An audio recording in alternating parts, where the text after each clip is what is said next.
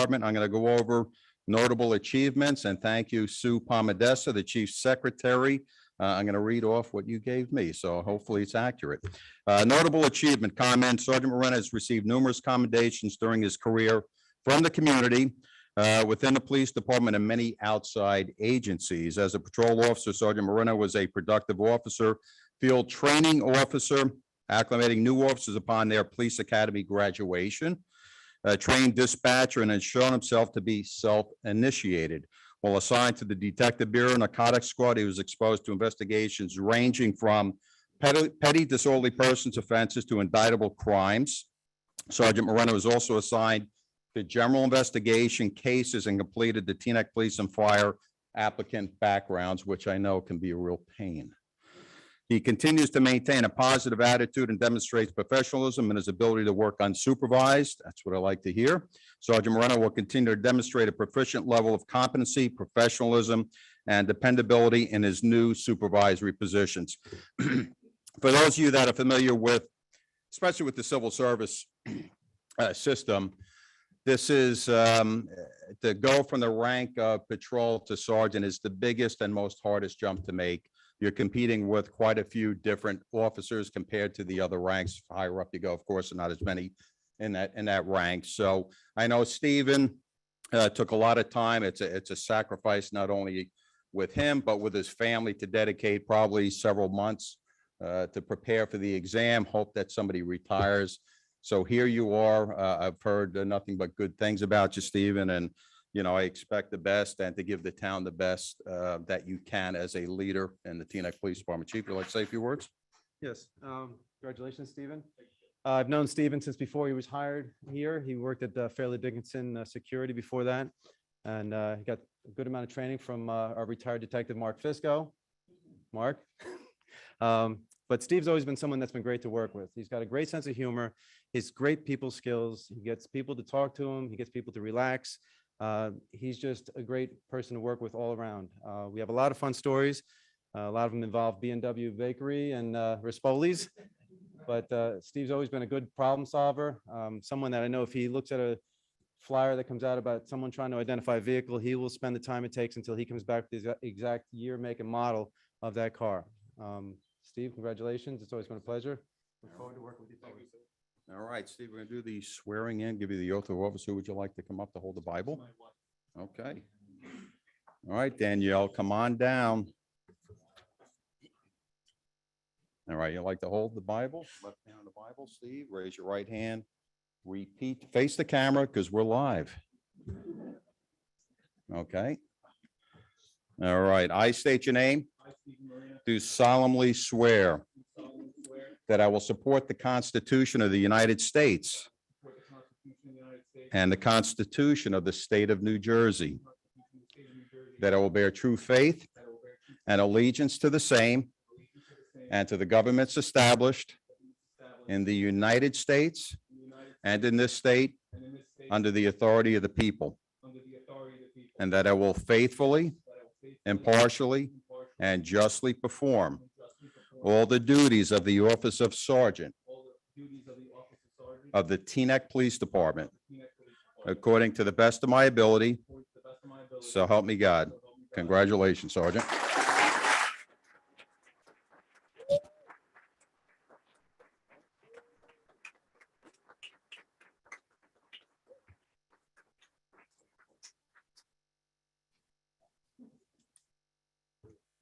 Are you going to pin the badge?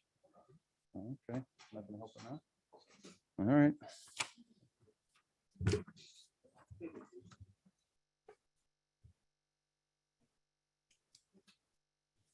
All right, thank you. Good job.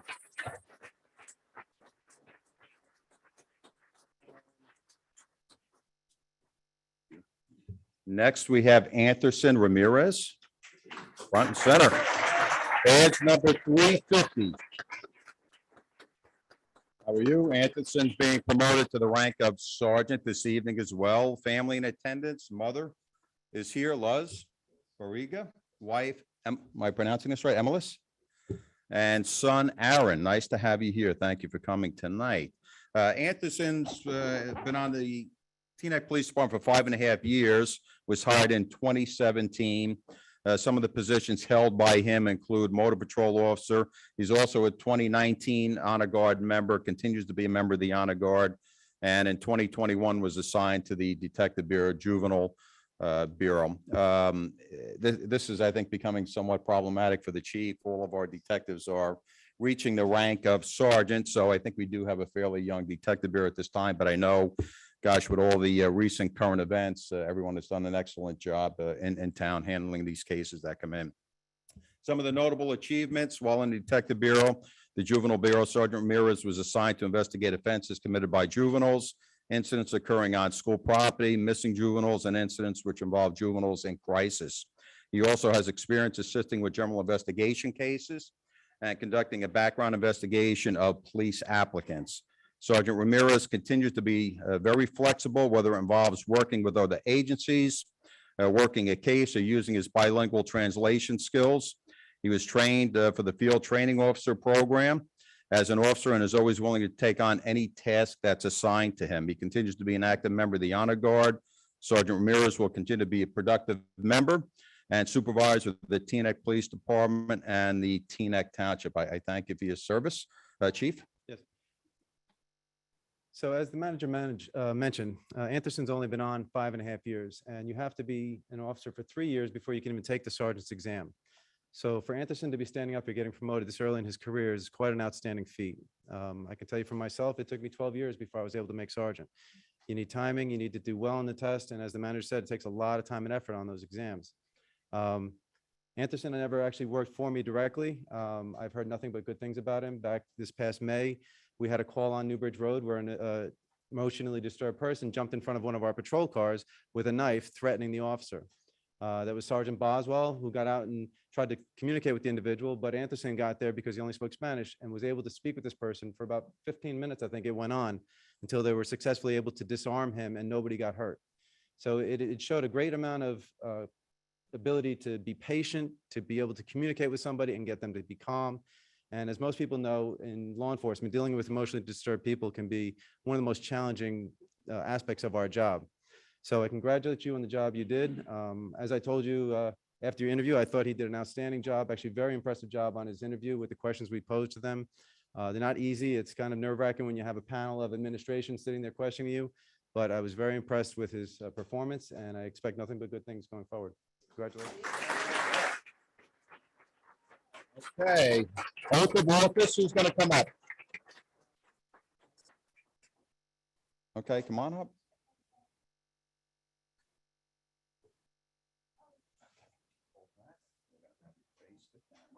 Left hand on the Bible, raise your right hand and repeat after me. I state your name. Do solemnly swear that I will support the Constitution of the United States and the Constitution of the State of New Jersey, that I will bear true faith and allegiance to the same and to the governments established in the United States and in this state under the authority of the people, and that I will faithfully, impartially, and justly perform all the duties of the office of Sergeant of the Teaneck Police Department according to the best of my ability. So help me God. Congratulations, Sergeant.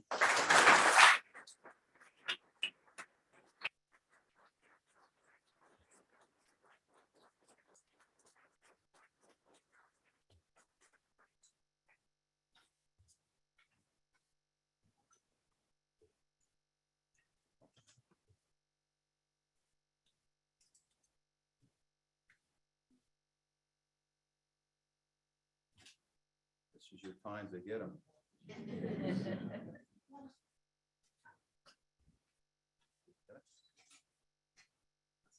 That was not on the sergeant's test.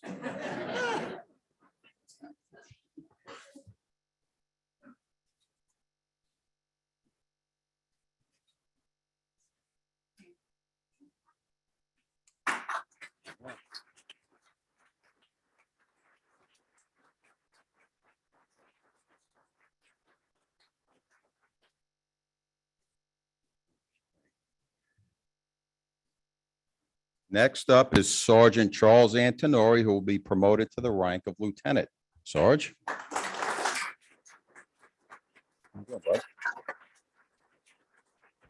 A family I know very well. Um, uh, Charlie's going to be appointed from sergeant to lieutenant this evening, and Charlie's badge number is 326. Joined the police department in 2011. He has 12 years of service. Family in attendance tonight is his wife, Sarah, sons Albert and Charlie, parents Al and Rose, in-laws Peter and Lisa, grandmothers Elizabeth and Margaret. Welcome to Teaneck. Thanks for being here. Family tradition in the Teaneck Police Department from retired Chief Robert Wilson, who's in the audience today, and current family cousin Sergeant Phil Lapreda. Where's Phil? Is Phil here? He's out there, okay. Officer Daniel Antonori and Officer Michael Apreda. So it's a big family here in Teaneck. Thank you for coming this evening. Charlie has held positions such as Motor Patrol Officer in 2016. He was a detective assigned to General Investigations. Also a firearms instructor. 2019, he was promoted to a Sergeant of Motor Patrol. And some of his notable achievements include receiving numerous commendations during his career from the community, within the police department, from other outside agencies. While assigned to General Investigations Unit, Lieutenant Antonori was responsible for investigating different offenses ranging from petty disorderly persons to first-degree crimes. As Sergeant of Motor Patrol, his strong work ethic, knowledge, skills, and abilities allowed him to serve the township as a productive professional sergeant and motor patrol officer. Lieutenant Antonori is an effective supervisor who performs all the requirements of his position with a positive attitude and efficiency. I've known Charles for a few years, and I can attest he is an asset to the Teaneck Police Department and the officers that we're promoting here tonight. Again, this is the face of the police department. These are officers that are going to move up the rank and represent at some point in time your hierarchy. So congratulations, Charlie. And Chief, would you like to say a few words? So a common theme among the three individuals getting promoted tonight is just great communication skills. All three of them have always shown that they're very patient and able to deal with people. Charlie, I've worked with Charlie for quite some time now. It's always been a pleasure. We call it an old soul of a sort, in that he just has the patience and understanding and demeanor of somebody much beyond his years. And Charlie also has a great command presence. A few different times he's shown that where he shows up and can take control of a situation that is somewhat out of control. Recently, Packer Shoes had 200 people online for a shoe release, and the crowd got out of control. All cars had to respond, as well as we had 2 officers already on a detail there. And I got a phone call from a retired officer in Florida who told me his son was on that line and was amazed at how well Charlie was able to bring the situation under control. Just said that he was the most professional person he's ever seen. And this is someone who retired after 25 years in law enforcement, and his son was commending the actions that he had seen on site. It didn't surprise me. I know that that's the kind of officer Charlie is. He very matter of fact with people, lays it out to them the way it is, and doesn't beat around the bush. It's a good characteristic. We always appreciate it. And Charlie, I look forward to working with you going forward. Congratulations. And with all these 4 promotees tonight, you know, they all have strong ties and roots to the township, which makes me very proud. I was someone born and raised in Teaneck, and I know a few of you as well. So it's great to see people that were born, raised here, representing the community. And again, I thank you for your service. Bible, Andy? Charlie, who do you want? All right.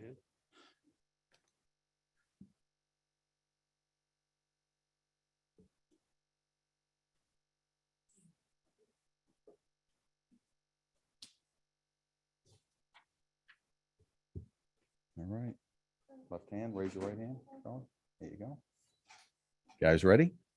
Okay, I state your name. Do solemnly swear that I will support the Constitution of the United States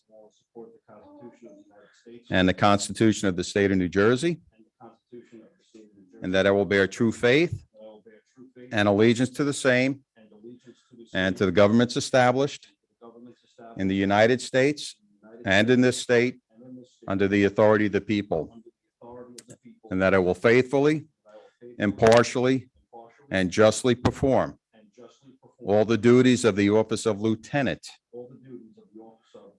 of the Teaneck Police Department according to the best of my ability. So help me God. All right, congratulations, Lieutenant.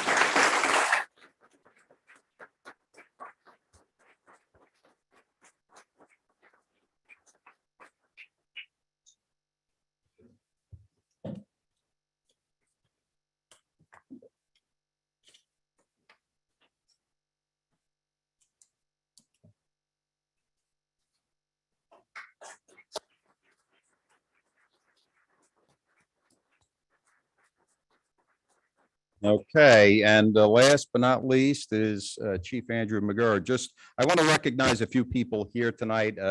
Feel very protected this evening. And to my right are several chiefs from Bergen County. One is John Russo. John, thank you for being here. Robert Chamberlain, who is present. Rob, you were president of the Bergen County Chiefs Association recently.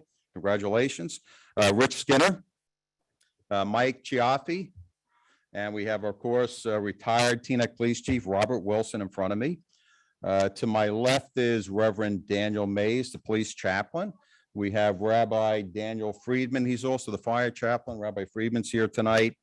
We have Fire Chief Joe Birchtold to my right. Retired police captain or deputy chief, Tim? Captain from Englewood, Tim Terrell. Retired police captain Mark Disler. We have retired Deputy Chief John Figello. I don't know how I can miss John, but not where he's at.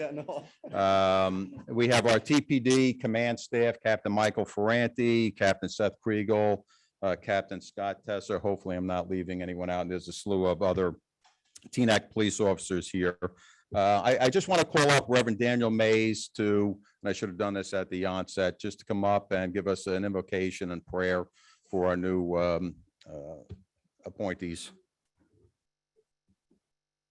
Well, before we pray on behalf of the council, township manager, and the chaplaincy of Teaneck Police Department, I want to congratulate the candidates before us. We truly are blessed in this community to have such superior candidates to fulfill some very important roles within our police department.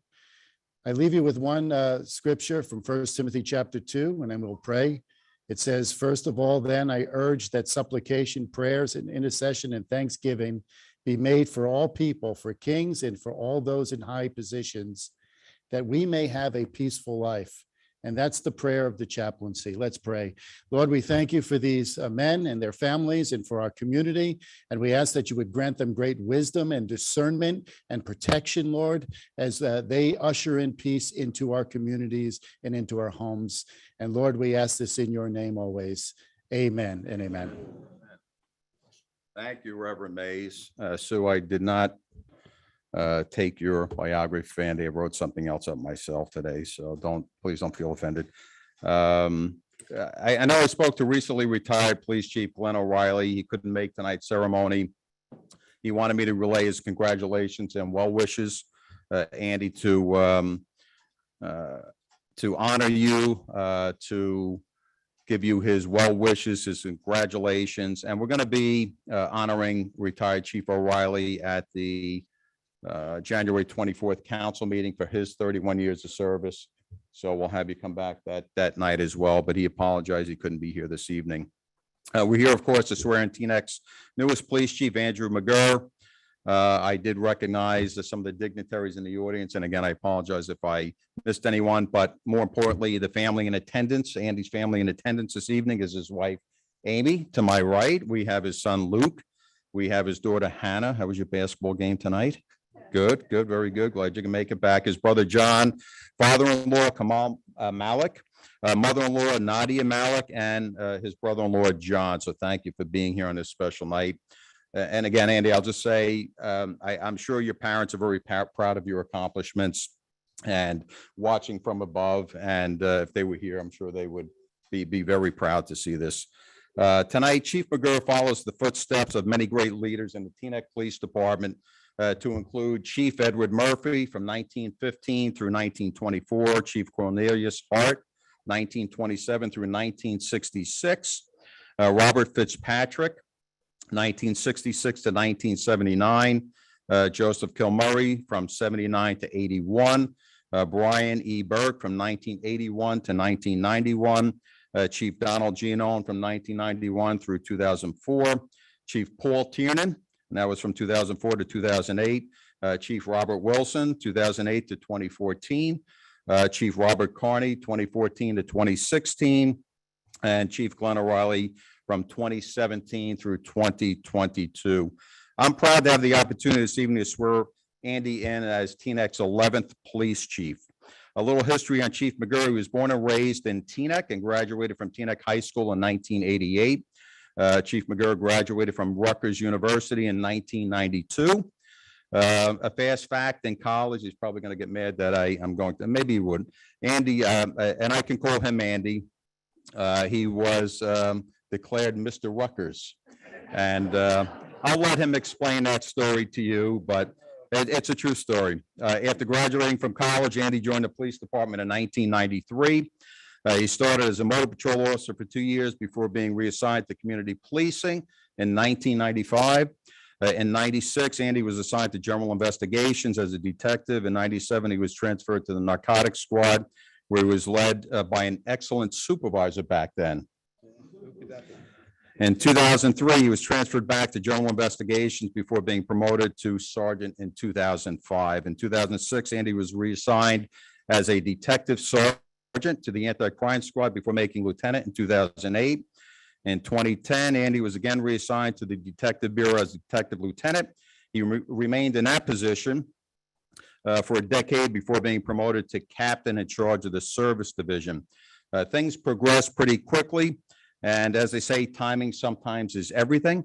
A retirement created an opening as deputy chief, and Andy was chosen for the position in April of 2022. He served in that role until being appointed acting chief due to the retirement of Glenn O'Reilly.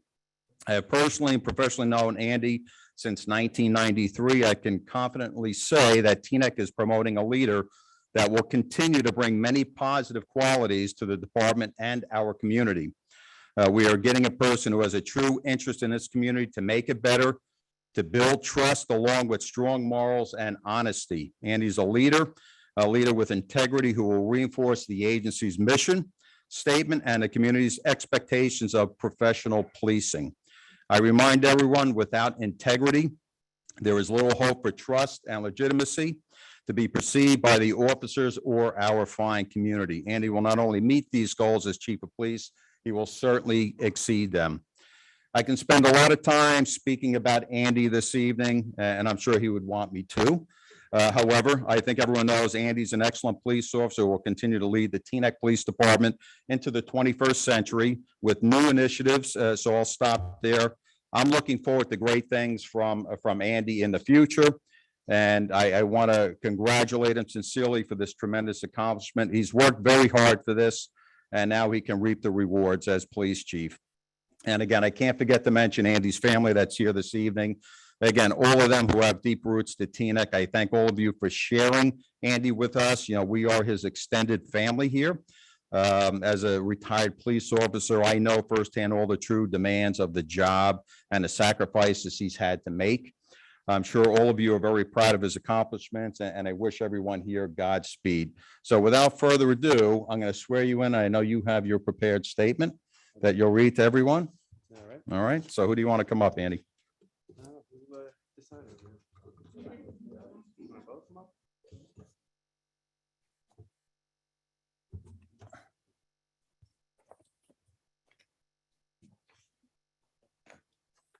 Left hand on the Bible, raise your right hand, repeat after me. We practiced this today, remember? Okay. I state your name.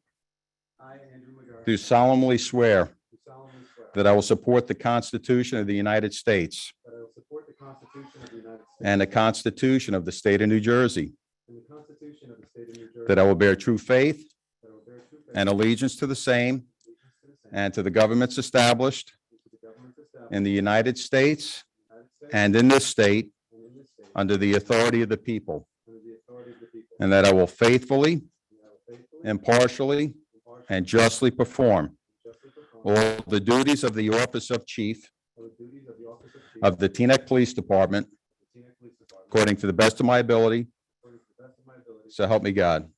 Congratulations, Chief.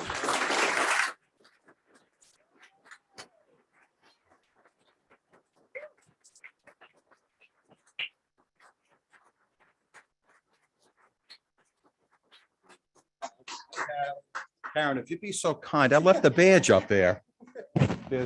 Hang on.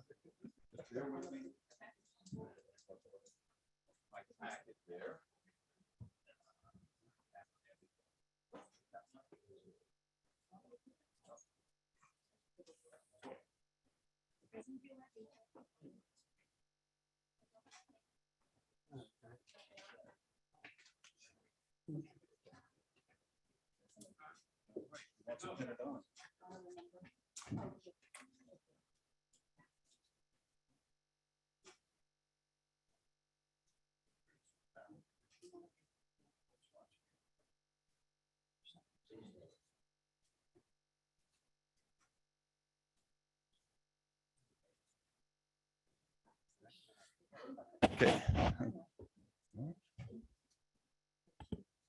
Okay, I present to you Teanac's 11th Police Chief, Andrew McGurr.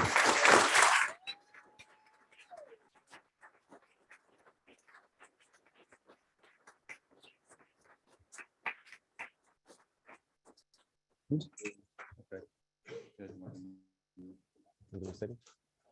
want to read it? No? All right, so basically I spent my entire career trying to avoid getting called to the chief's office, and now I'm there.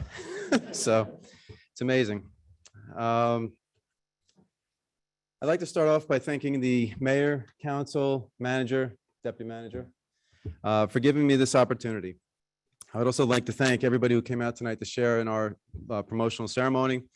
And I would also like to once again congratulate our newly promoted officers on a job well done. Thank you. Having worked at the Teaneck Police Department for almost 30 years, it is a tremendous honor to be given the opportunity to take over and lead the department going forward. The Teaneck Police Department has a long history of excellence, setting high standards for itself and striving to provide the best services for its residents. The great reputation of our department is not based solely upon the work that we do today, but is based upon the exceptional work that has been done by the officers who came before us. The officers of this department have always worked hard to ensure that the job was done the right way, with an emphasis on professionalism and respect. It is now our responsibility to maintain those standards and to continue to be the department that our members and the citizens of the town are proud to call their own. Teaneck's size, location, and its diverse community provide for a variety of challenges for our department. As we have seen, if it can happen anywhere, it can happen in Teaneck. I've been fortunate to have had many great experiences over the course of my career, but by far the greatest part of my experience has been the wonderful people I've had the opportunity to work with. I realized when speaking recently at a retirement luncheon that what really makes our department special is the quality of the people who work here, the character and the quality. As the manager said, my family has a long history in Teaneck. My grandparents bought a house on Herrick Avenue in 1937. They raised my mother and her 6 siblings there, and when my grandparents both passed, my parents took over and raised me and my 4 siblings in the same house. The house was in our family to 2016, 79 years. My mother was a music teacher in Teaneck before she had kids, and my father was an electrician who worked in houses and businesses all over town. I grew up going to Bryant School, Longfellow, TJ. I went to Bergen Catholic for a short stint and then came back to Teaneck High School and graduated in 1988. I went on to Rutgers, where I got my degree in 1992. And then 1 year later, in 1993, I was off to the police academy. Growing up at Teaneck was a great experience interacting with people of all different backgrounds and cultures. It definitely helped prepare me for the career with the police department. Now, I know the manager gave the long list of chiefs that have been here, but I've had the opportunity to work under 5 different chiefs.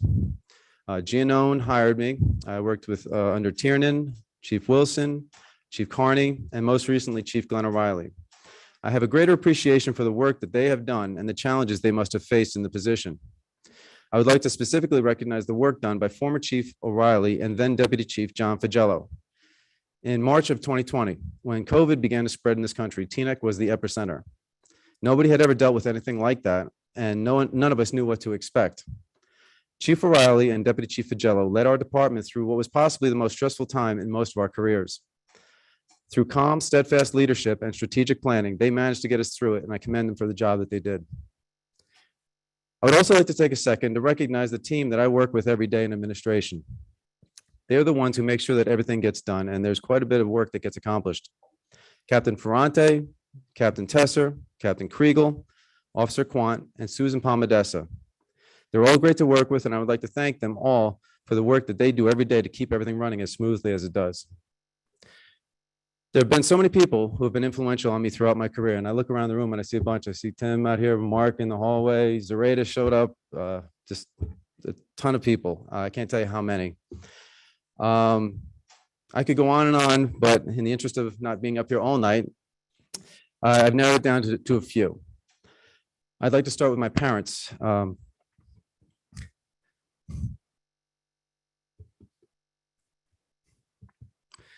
So I wish my parents were still here to see this tonight, as I know they would be very proud. I thank them for everything I have and for giving me and instilling me the moral foundation and work ethic that enabled me to get this far. My mother and father-in-law, their experience coming to this country from Egypt was so little, and working hard to get to where they are today is simply an American success story and an inspiration for what can be accomplished through hard work. They've always been very supportive of me and my family, and I'm very grateful to have them as part of my life. Manager Kaczynski, he was my coach when I played junior football and was my supervisor a few different times in my career. Probably the person that I learned the most from. He imparted upon me knowledge that he had gained over his own career and showed me early on the qualities of a good leader. Chief Glenn O'Reilly, we knew each other since we were kids playing baseball in Teaneck Southern Little League.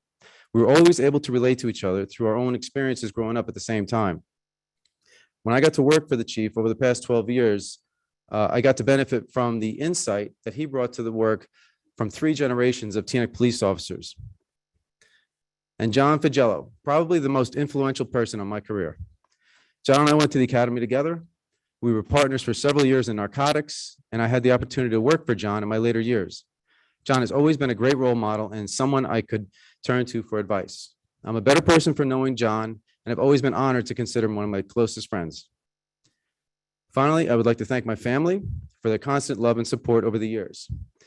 Amy, my wife, for almost 25 years, has always been supportive of my advancement and always gave me the time I needed when preparing for promotional exams.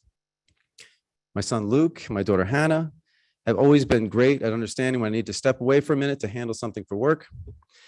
Today is a tremendous milestone for me. It's in my career, but make no mistake that Luke and Hannah, you are your mother and my greatest and most proudest achievements. So in closing, I'd like to thank again the council for this opportunity. I look forward to working with everybody and dealing with the challenges that lie ahead. Thank you.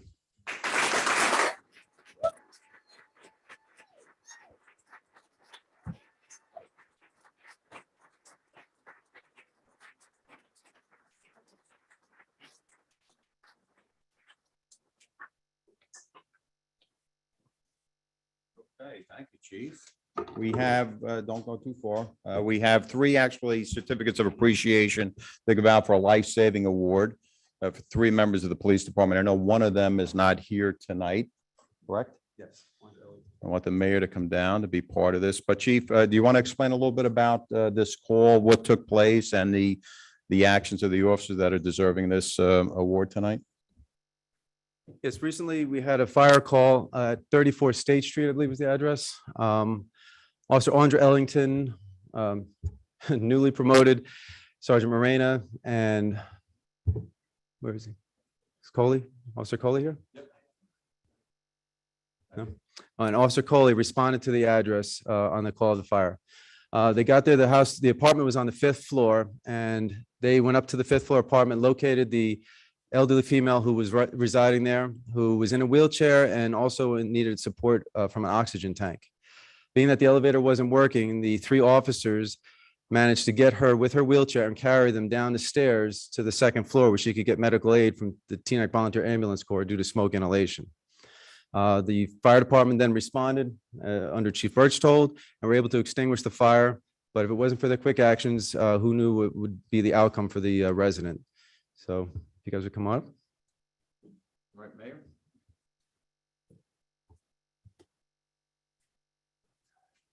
That's, we're going to be getting that. So we have certificates of appreciation. Mayor, I'll let you read that one. Sure. For going above and beyond the call of duty on a service call on January 2nd, 2023, where your quick thinking and courage saved a life. Thank you from the mayor and the council. So these certificates are going to Officer Glenn Coley. They are going to Sergeant Stephen Morena, Steve, and there's also one from my office as well. And it's going to Andra Ellington, who's not here tonight. So again, these officers went above and beyond. They saved a life, carried a woman down in a wheelchair from the top floor of a burning apartment complex without any due regard for their own safety. And these are the officers that we have in Teaneck. I appreciate them every day. I hope the community appreciates them every day, but day in and day out, they go in and do the job and represent Teaneck very well. So that concludes the ceremony tonight. Again, congratulations, everyone. I'm going to turn it over to the mayor and council for comment.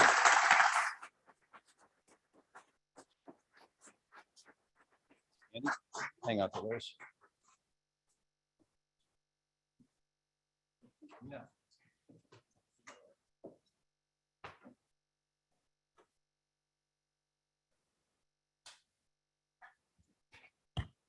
Anyone from council want to say a few words? Yes, thank you very much. On behalf of Deputy Mayor Katz, I'll jump in where he's not here to first. We heard great things about the officers tonight, but we also want to thank the family. You mentioned that your family, you take some calls and you appreciate their understanding. We appreciate them for lending you officers to us. So thank you very much. We'd be remiss if we didn't thank you for your support. Also just want to congratulate everyone, all the officers. I've gotten plenty of ambulance calls with everyone over the years. There is no greater feeling rolling up in an ambulance call scene when you know there's an officer there, not just to sit there, of course, which Teaneck police never do, but to get involved and help out. And for that, we as residents, there's plenty of residents here tonight. Thank you. We go to sleep knowing that when we call, you come quickly, you come professionally. And we appreciate that, and congratulations. And I hope to see everyone back up here again in the next ranks thereafter. Councilwoman Morgan. So in the last few walkouts that I went to last year, I think I had reached a place where I didn't know anybody new who had joined the force. Everybody that I knew, all my friends and buddies had gone, and I was feeling very, very old. But since then, Sergeant Morena, you've spent nights in the back of this room with us, taking care of us till late at night. Back here, we've done commendations for you, and I know that we will see you again soon. And Lieutenant Antonori, I can't think of a better promotion test than doing a sneaker release for this generation. So job well done. To Chief McGurr, listening to the way that Dean spoke about you, and then the way that you spoke about your men, Dean and I are in this club where we get teary-eyed and we get very emotional about things, and it was very nice to see that you're a member of that as well. I know that you have been acting chief for a while with us, and you are a pleasure to work with. I know that you respect your men respect you. And I know that the manager has huge respect for you. And so we're grateful to have you on board. And we know that you have the best interests of all of our residents at heart. And just looking around the room tonight, the number of accumulated years from the chiefs from other departments, prior chiefs here, prior officers, everybody. I don't know how we express to you how grateful that we are. When we get scared, we don't know what to do. And so we call you. And my mother makes fun of me because I say this all the time and I get choked up. But every single one of us in this room has been in a position where we don't know what to do. And you do. And you come and you help us and you save us and you're our heroes. And so I'm very much looking forward to hearing from all of our newly promoted officers, and with our deepest gratitude to you.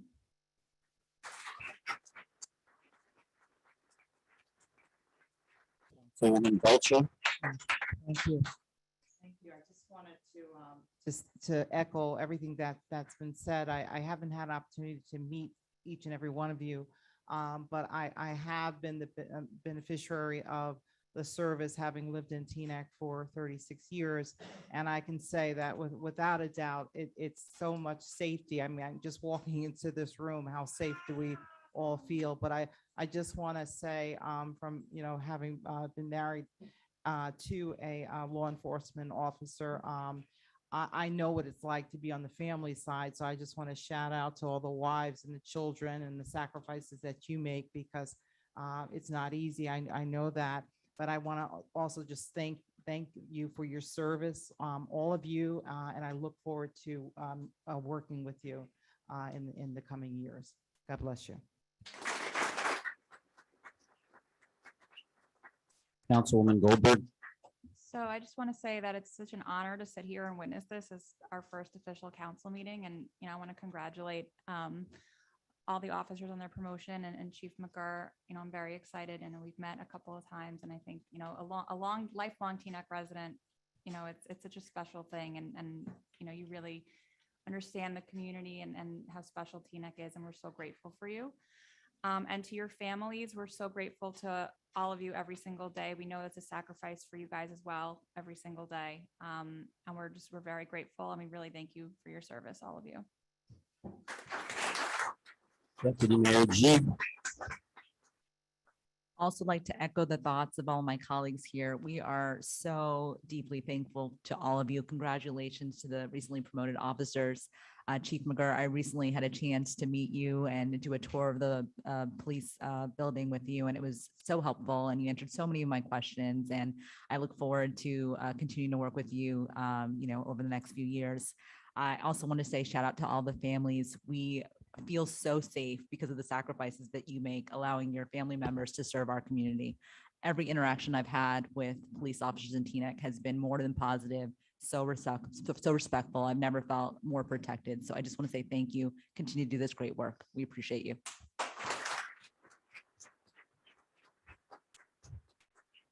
First and foremost, congratulations. Congratulations. You guys deserve this. Secondly, thank you for everything that you do for Teaneck. Our police department is a very, very important part of our Teaneck family. And just within the past 10 days, there were 3 articles about how amazing our police officers are. And even when the media doesn't notice it, we notice it. And we're eternally grateful to you guys for it. But also thank you to your families for sharing you with us. And lastly, please always be safe out there. We want you to always, please come home safe to your families at the end of your shift. And we're always going to keep you in our prayers. We love you and we appreciate you. Thank you so much and congratulations.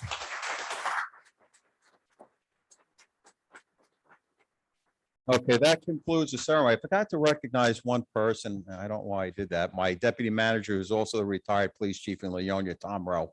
All right, sorry, Tom. Again, thank you all for coming. Safe travels tonight, and we wish our best to all the new promotees. Thank you.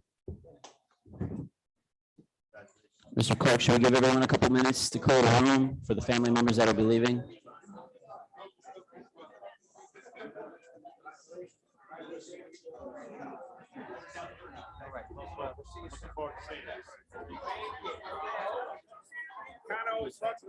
Nice job. Very nice job. All right, John. All right, take care.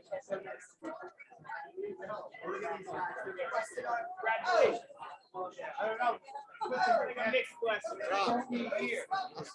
Take care. All right. You're tired, right? You too. Stop by.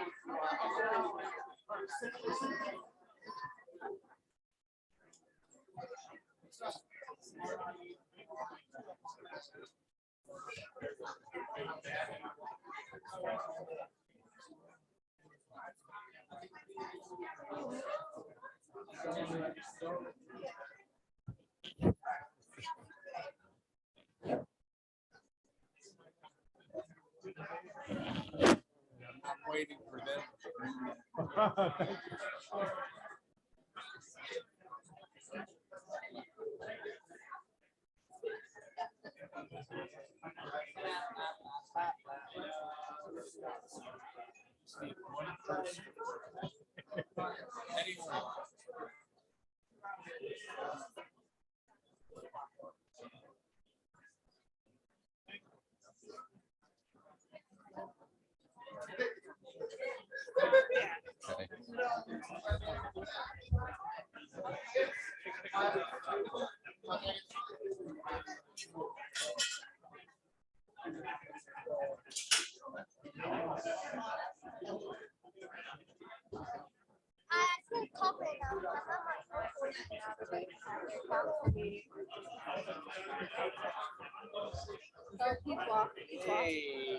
Come on, baby. Bye.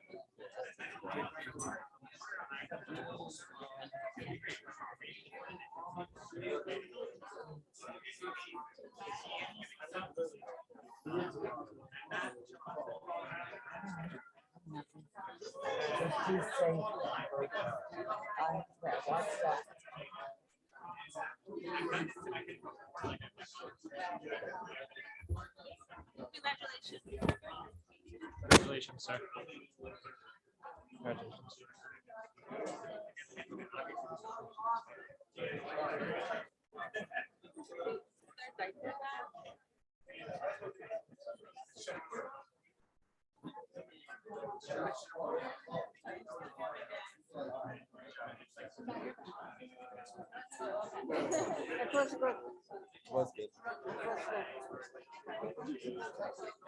Chief, congratulations, sir.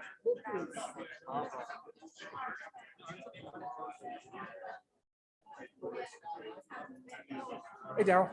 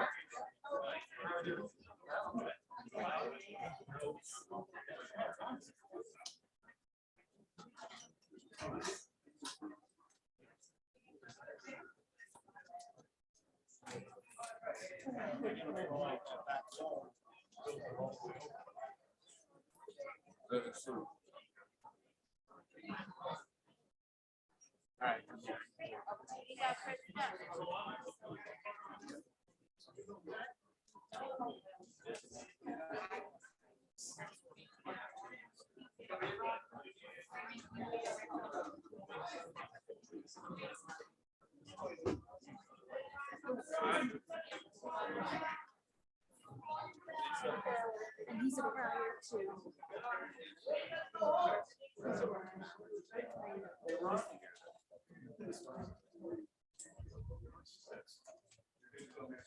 Mr. Manager, thank you for handling the presentations for us, and congratulations once again to all of our police officers and our chief who was promoted. The next order of business is work session items, and first up is miscellaneous. Does anyone on council have anything under miscellaneous? No. Next on the agenda is old business. Does anyone on council have any old business they would like to discuss? Seeing no hands, we're moving forward. New business is next on the agenda. Does anyone have anything under new business to discuss on council? No. Next, we have communications. Does anyone on council have any communications they would like to discuss? Seeing no hands, moving forward. Committee reports by council liaisons. Councilwoman Goldberg, I think you have a report. Yes, thank you, Mr. Mayor. So the Cannabis Subcommittee met on January 5th with myself, Mayor Pagan, and Councilwoman Belcher. We discussed the upcoming Cannabis Town Hall at the Rhoda Center in Gym 2 on January 25th at 6 p.m. The purpose of the town hall is to have resident input on cannabis, to be able to ask the questions about the process, where we are today and where we hope to be. No matter what side you stand on the issue, I really encourage all community members to attend. We spoke about the panelists, including police, health officer, approved license holders, school administration, and security. Councilwoman Belcher also suggested a townwide survey, which we spoke about with the deputy manager about getting that set up to be sent. So hopefully everybody will be getting one soon. We also spoke about the process going forward. What does a formal application process look like for license holders? Potential fees, capping the number of licenses by license type, and a checklist for the rest of council to have when issuing the approval letters going forward. And lastly, we spoke about zoning. Currently, Alfred Avenue is the only area in Teaneck zoned for recreational cannabis. Based on prior conversations I had with Deputy Mayor Katz, we are looking at potential zoning options, not just for retail, but holistically by license type. We hope to have that available to present at the town hall so residents can provide input. But I want to stress that the only area in Teaneck currently zoned for recreational cannabis is Alfred Avenue, and no zoning decisions have been made.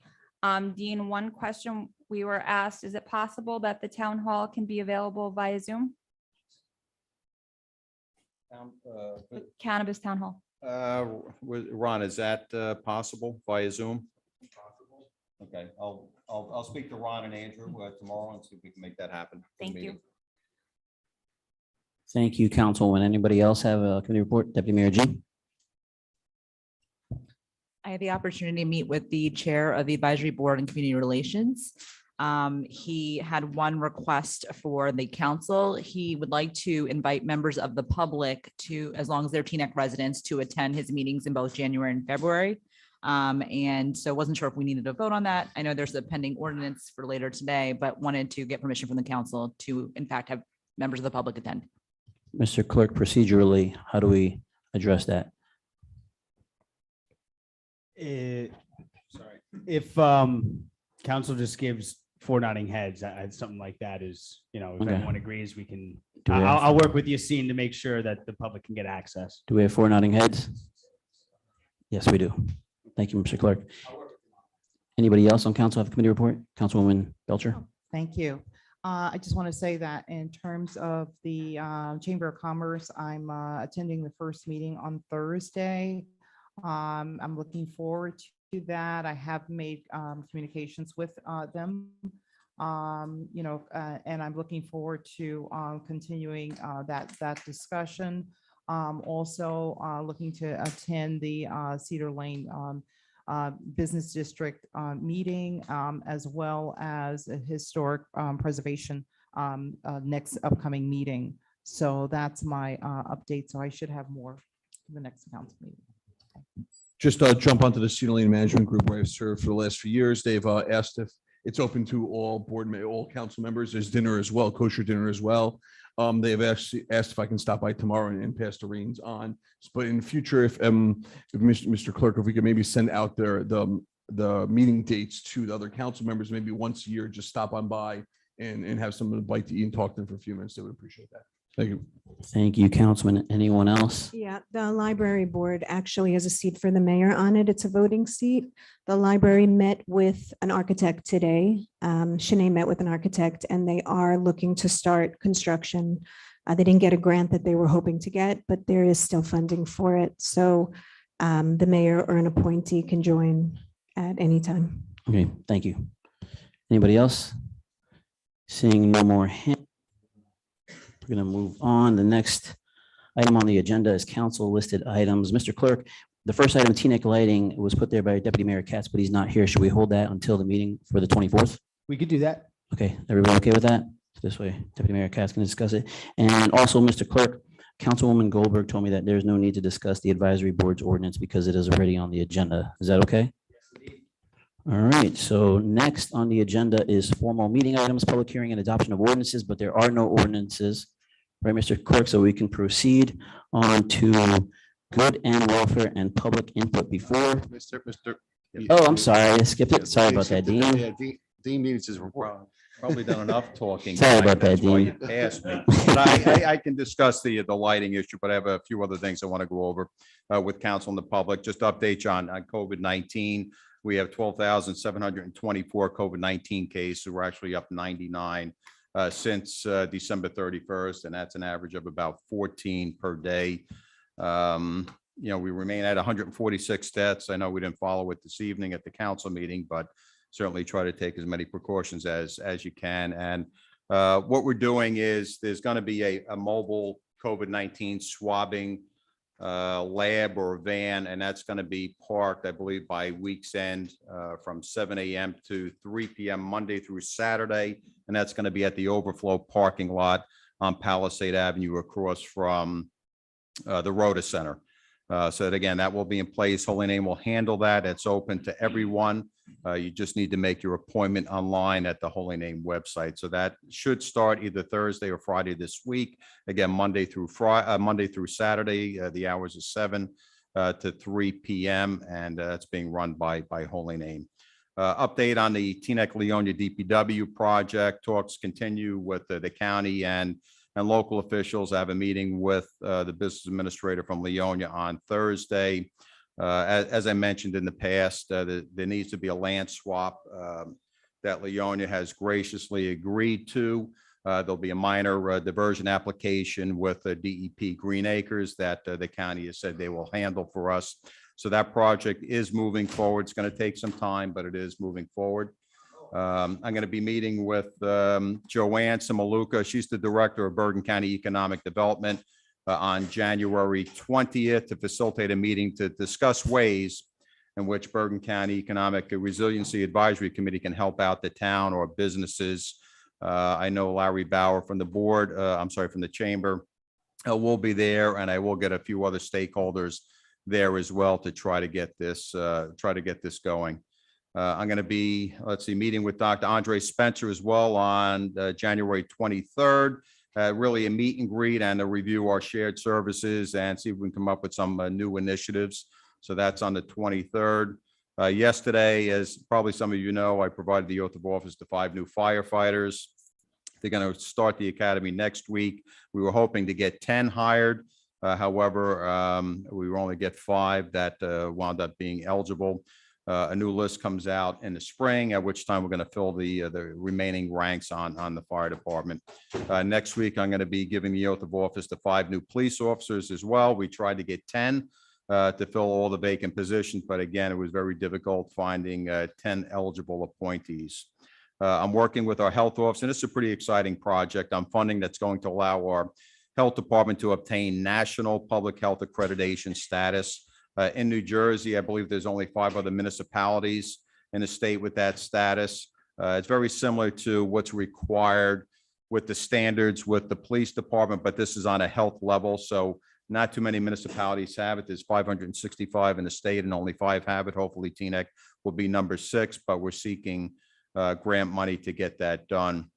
I reported last meeting that I sent a letter to New Jersey DOT to look at that intersection at Decatur and Alfred for them to review it, evaluate it, make suggestions. I was asking for a stop sign at the northwest corner of Alfred and Decatur as well. That's under DOT control. They did get back to me, which is very encouraging. I received a letter from them that they're reviewing. They wanted some additional information about from us site plans for the project on Alfred Avenue, but they will do their due diligence, look at the intersection, the ramp, the stop sign, and they're going to come back with some suggestions for us. And as soon as I hear something, I'll report back to council and the public. Recycling calendars were mailed out late December, early January. Hopefully everyone received it.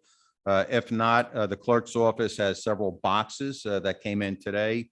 Please stop by, or you can certainly call and we'll mail one out to you. 62 of the new 70 Pella windows for the municipal building were installed. We're waiting for 8 more to be delivered, and we'll get that project done shortly. Fayum Park is 99% done. All the playground equipment, including the rubberized surface, was installed. We're just waiting for a few minor parts from the distributor before we can publicly open it. I appreciate everyone's patience. Nothing is easy with this COVID crisis and delivery of products and getting things done. Repairs, we did repairs to the Voti Park pedestrian crosswalk, the overpass. We did some foundation work, and we also repaired some of the fencing. So that is up and running now again. Voti Park bandshell foundation work is continuing this week. And I see Mr. Yuck in the front seat. I had a meeting with Mr. Yuck last Friday, and we discussed the status of the Bell Avenue drainage project. And as I mentioned, the box culvert should be delivered sometime the end of January, the beginning of February. There'll be a couple days of prep work done first, and that'll be followed by the installation of the box culvert, which should help with some of the flooding situation there until we get that retention tank put in Sagamore Park. The town, good news, town was awarded $134,000 to resurface Prospect Avenue and Arlington Avenue. That'll be done sometime next year. And even better news, we were awarded almost $250,000 from NJDOT, and that's through the municipal aid grant to do the entire resurfacing of East Cedar Lane from Teaneck Road to Columbus Drive. So in total, in 2022, the town was awarded almost $1.6 million in grants. There's currently $4.247 million that's still pending. We're going to be completing a large sewer project on Julia Street. That's going to go out to bid soon. We're repairing the storm basins at Kip and Larch. I get a lot of emails and phone calls about that. That's being spec'd out by engineering. That will be done. With regards to lighting, I had a meeting actually with PSE&G this morning about lighting, and I reported on this, Mayor, about 2 years ago. PSE&G came up with a plan which was endorsed by Governor Murphy that went to the BPU to upgrade and get rid of these Cobra lighting carbon light fixtures all over the state of New Jersey. So it's been with, the plan has been with BPU for several years now. Again, this was reviewed with the governor. He approved it, gave it his endorsement, and it's been sitting for several years. So why in the world, you know, with the push on green energy, clean energy, that this is being held up? I don't know. So once that happens, once it is approved, our 84, I believe we have 84 Cobra heads with the carbon lights, they'll be replaced with new LED ones at no cost to the township. So I don't understand what's going on with the state and why the governor isn't pushing this with BPU. I don't know. I can't figure it out. We put in 2 credit card terminals for the Rec Pro system up at the Rhoda Center, and the staff is undergoing training as we speak, and residents will now be able to pay for any sort of services with the Recreation Department online very shortly. End of report. Thank you, Mr. Manager. Mr. Attorney? Mayor, no report other than what was discussed in the closed session. Thank you, Mr. Attorney. Mr. Clerk, again, because there are no ordinances, we're going to skip that. Go right into good and welfare and public input. Before I lay down the ground rules for good and welfare, does anyone on council want to say anything before we start? Just one thing, I know we talk at the end, so I'm not going to make any comments now. We're starting a new year, and something we've had for the last few years. We grew up with the golden rule of treating others as you wanted to be treated. And that seemingly has slipped, not just in social media posts, but in council and people come up here or on Zoom. So I'd like just to ask everyone, both here in the town and on Zoom, when we talk here tonight, whether or not we agree or we disagree, we do it respectfully. And we start the year off on that note.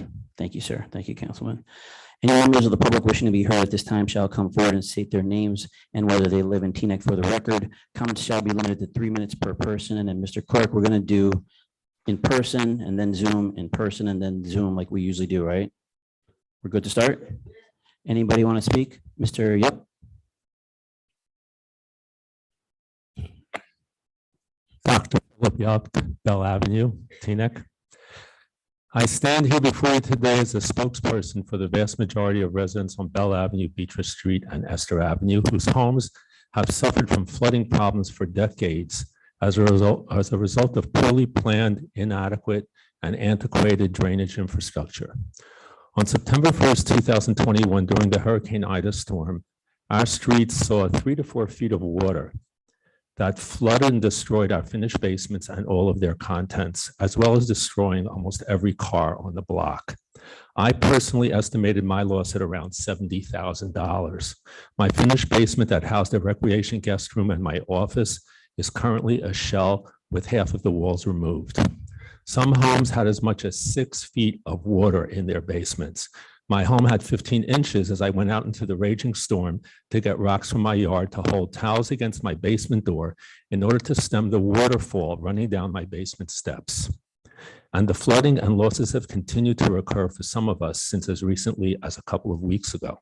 I could give you more detail, but I think that's enough said. The Township of Teaneck has been aware of this problem for at least 60 years, and it is due to the township's negligence to remediate this problem that I stand before you today. I have in my hand a letter that I will give you from Helene Fall, Municipal Manager, dated January 7th, 2009, that proves in the very least that the township was aware of this problem in 2003. I am aware that there is proof going back 60 years.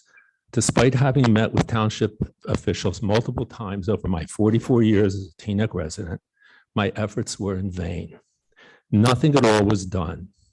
We believe that the township is responsible to reimburse us for our losses due to its negligence to correct the drainage problems, and appeal to this council to approve that request and establish a means for us to settle our grievances without having to take legal action. On another note, the plan to remediate the flooding problem includes installing a culvert that is due later this month, and we're happy about that, installing a 90,000-gallon retention tank in the Beverly Road parking lot, and a 100,000-gallon tank in Sagamore Park.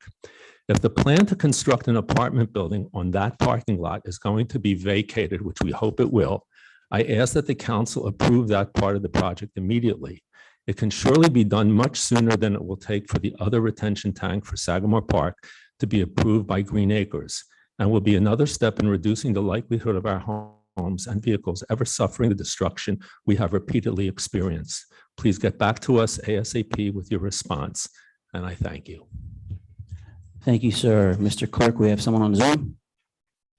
Yes, Mayor, we have one hand. We have a couple hands that just pop up. I'm bringing in Etan Harowitz.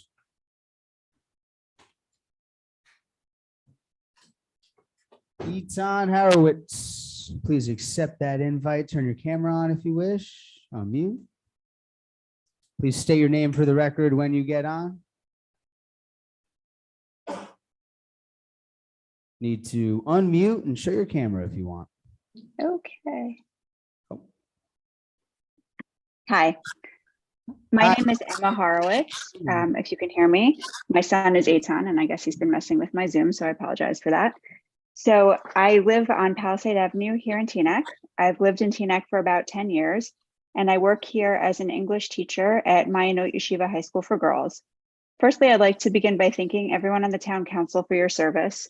I recognize that public service is not an easy calling, but it is one that I personally respect very much. I would briefly like to address the issue of cannabis dispensaries here in Teaneck, since it is on tonight's agenda. I look forward to the January 25th forum, where I will hopefully have the chance to speak in more detail along with many of my friends and neighbors. In the meantime, I ask that the town council take some issues into consideration when deciding whether or not the current zoning plan should be modified. There are states in our country that have had legalized marijuana for several years now. It is our duty to learn from these states and do our best to avoid making the mistakes that they have made. There are two primary areas of concern we must consider if we are to make any changes to the current zoning plan. The first is the effect on Teaneck's youth should we place a dispensary in a prominent location in our commercial districts, near our houses of worship, schools, and shopping areas. States like Colorado have seen a tremendous increase in marijuana uptake among high schoolers since they legalized it. Many students who have been surveyed report that they're smoking marijuana very regularly, many daily, and have no trouble accessing marijuana that was sold legally. We want to avoid this scenario as our children's brains develop a great deal during high school. Our students are facing an unprecedented mental health crisis as it is due to the pandemic, social media, and other factors. It is up to us as the adults in the room not to compound it by adding normalized and easily accessible marijuana into the equation. The second concern that we must mitigate is that of crime. Marijuana dispensaries are necessarily a cash-only business due to federal law. And again, states such as Colorado have seen an uptick in property crimes around dispensaries. Our residents deserve better than this. I look forward to expanding upon these thoughts on January 25th. I thank you for the opportunity to do so at that forum, and I thank you for your time tonight. Thank you, ma'am. Next, anyone in person? Mr. Green? Hi, my name is Darrell Green, Teaneck resident since 1976.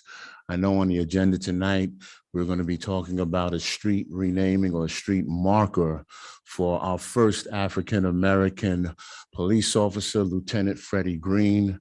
I'd like to first of all welcome Mayor Pagan and the new council members. Congratulations on your success. I just want to say Freddie Green represented in our community policing, good policing. For those who knew Fred and grew up with him, you know, we've got many stories to tell of how he used to chase us during our teenage years when we'd ride our motorcycles. But he was the type of police officer who really cared. In fact, Freddie Green did not carry a firearm in his early years, and that was unheard of. The community loved Fred, and Fred loved his community, highly respected.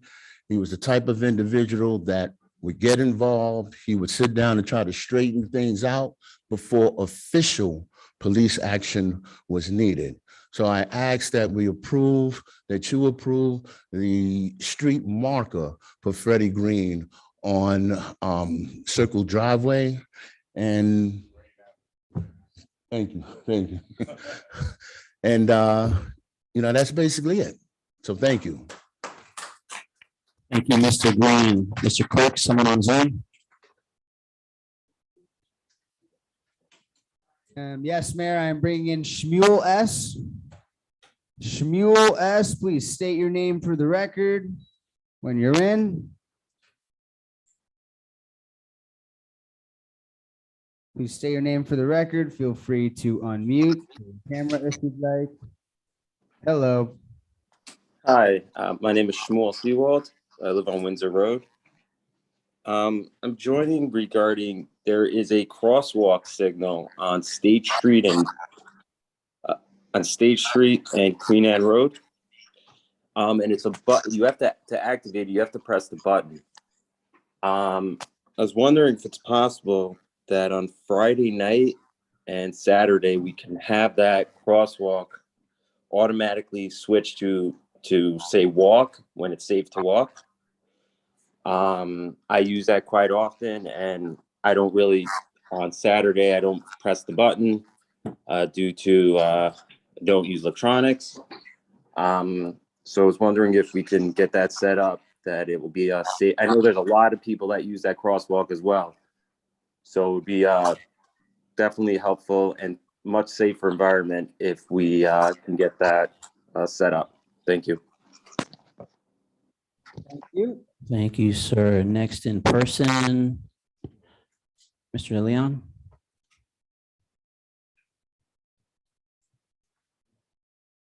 Thank you, Mr. Mayor. My name is Jesse Leon. I live on Warner Place.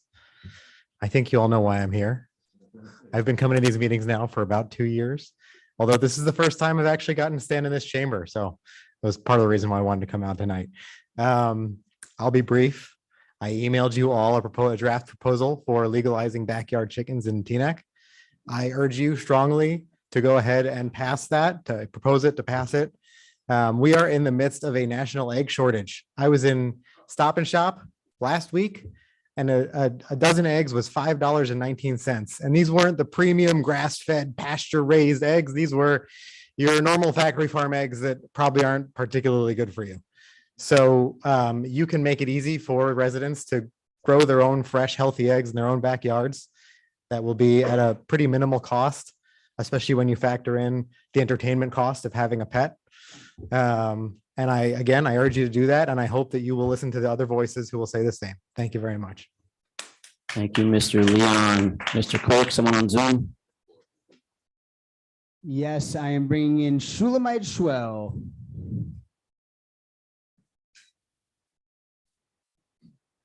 Shulamite, please accept. Oh, there you are. Please state your name for the record. Show the camera if you'd like. Hello. What's up? Whenever you're ready. Hi, I'm Shulamit Shwell. I just wanted to show my support for legalizing chicken in Teaneck.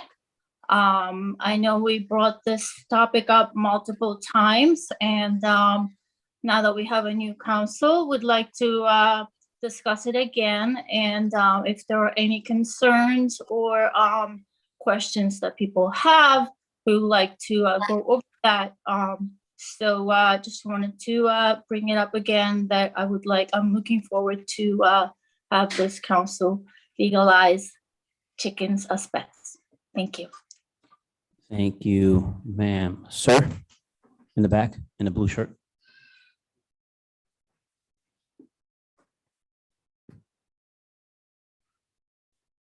Hello, my name is Hussein Halak. I live on Linden Avenue, 646 Linden Avenue. First, I'd like to congratulate the new council. And second, I'd also like to speak in favor of the chickens. I'm willing to gift a chicken, a chick for you to raise if you vote yes for it. And that's a promise. I have to counsel against that. It will be not against the chickens. I'm against the taking of the chick. All right, never mind. How about, can I take some eggs if okay. Please vote yes, and thank you. Thank you, sir. Mr. Clerk, someone on Zoom next, please. I have no hands on Zoom right now, Mayor. Really? Chris in the back.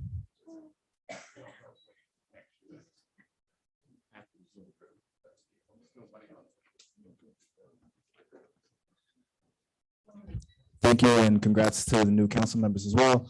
Chris Brown, Bell Avenue. Just a reminder, our street, Bell Avenue between Beverly and Beatrice has a drainage problem that leads to chronic flooding, and I'm just going to keep saying that until that's not true anymore, and Phil is in on it as well. I'd like to acknowledge that Councilperson Schwartz, Orland, and now Mayor Pagan, congratulations, took the initiative to meet with my neighbors and I at TVAC a few weeks ago to discuss the Stop and Shop settlement. I also want to acknowledge that you three also met with Phil and I to discuss how to revitalize Cedar Lane, since that's also an important issue to the larger neighborhood, and revitalizing Cedar Lane and the Stop and Shop settlement are interrelated issues. There's a number of challenges with placing an apartment building on Beverly Road. For example, on Sundays, the lot is full from the church on Windsor. And if there's an apartment building on the site, it would be more convenient for church members to park on our street than in the proposed Garrison Avenue parking deck. And by the way, if that parking deck charges a fee, we'll have more people parking on our street in general. And our driveways only hold one car. So where do we park the second car? So it would make more sense for the lot to be free, but then the town is then maintaining a large expensive parking structure that replaces a parking lot that's documented as underutilized. And then the bigger challenge is that currently the large majority of my neighbors are really, really angry at the idea of an apartment building on the parking lot. Really can't understate that. They're not happy about it. All that said, if a 3-story apartment building, and I'm being specific in saying a 3-story building as opposed to the 5 stories, which is proposed in the concept plan, provides an opportunity for a developer to fix the drainage problem on our street, and there's a workable solution to the parking problem that the building creates, then we need to get focused and continue the conversation. But the reality is that there are challenges with building on the Beverly parking lot. And that's the same parking lot that's cited by Fast Tech as a solution to our drainage problem. So to cut to the chase, if there's majority support to develop on the lot, then we need to schedule more meetings. We need to bring in the architect, we need to show renderings and sell the project to the neighborhood. Otherwise, approve a contract for an engineer to design the retention tank on Beverly Road. There's no Green Acres issues with the parking lot. This town has neglected to fix the drainage problem for decades. Phil has the paperwork on it. It's time to get focused on fixing the drainage problem. I have 36 seconds. Dean, thank you for the pedestrian crosswalk on Cumberland. Really appreciate you following up on that. So thank you. Thank you. Thank you, sir. Mr. Clerk, do you have anybody on Zoom? Yes, Mr. Mayor, I'm bringing in Margaret Baker.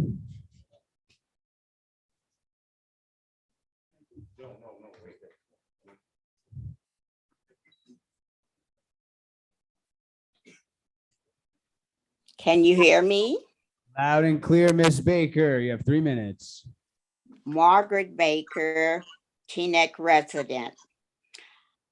I'm calling to congratulate the 3 new council members and also the new mayor.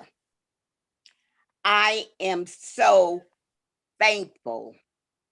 Thank you for offering to serve the community, the residents. I didn't attend the reorganization meeting. I was overwhelmed, but I wanted to let you know I am very thankful. Congratulations, Mr. Mayor Pagan. I have spoken to you as a council member in the past, and I really didn't get a reply. So I hope in the future that I will be able to communicate with you. One thing I ask of this council is to get together with the families, the residents that are affected by this building on Alfred Avenue. You left us out the whole process. The tension out here is really high. And I'm being asked as a Teaneck resident by the other 7 families of Inglewood that are affected, what's going on? I think there should be some kind of meeting with the families that are involved. And I would also like to take this opportunity to thank Senator Weinberg. Yes, I still call her Senator Weinberg. She was very helpful to us here on Decatur Avenue. I met her when I moved here from Germany in 1985. And what a coincidence. I met her at 1085 Decatur Avenue. We have discussed issues with her because we couldn't get the help from the council. I would consider her my mentor. And believe me, I've learned a lot. Ms. Baker. And I'm still learning. Ms. Baker. So thank you, Senator Weinberg. Thank you very much. Thank you, Ms. Baker. Thank you. Sir, in the front. Thank you. I used to sit with you guys at one time, I'm former councilman, former health director, and a very old guy. And you know, there's a saying, you don't invite old people or young children to events because you never know what they're going to say. But I want to thank this council, my buddy Dylan, for honoring my friend Freddie Green, who was the first African-American police officer. Freddie never looked for special treatment. He just looked for a level playing field. And he could do it, he could manage without either. Freddie was a scholar. He was a 3-sport athlete at Teaneck High. He was one of the few African-American police soldiers in Army intelligence in the 50s. He was recommended to West Point. He was a special person. Former sheriff and Commissioner of Corrections Jack Tiyun said of Freddie that he changed the way policing is accomplished. He was the person who initiated community policing in Teaneck. So you're honoring a man of substance. But as a longtime friend, there are 2 qualities that Freddie had that you can't take a college course in: character and sensitivity to people. And I commend all of you for honoring Freddie. And I'm thankful to Mr. Darrell Green for facilitating it. I'm thankful to my best friend, John, to Freddie's accomplished son, Ricky, for getting me over here. Thank you so much. What was your name, sir? Leo Wilcox. Thank you, sir. Mr. Clerk, do we have a hand up on Zoom? We have two hands, Mayor. I'm bringing in Jeffrey Kantowitz.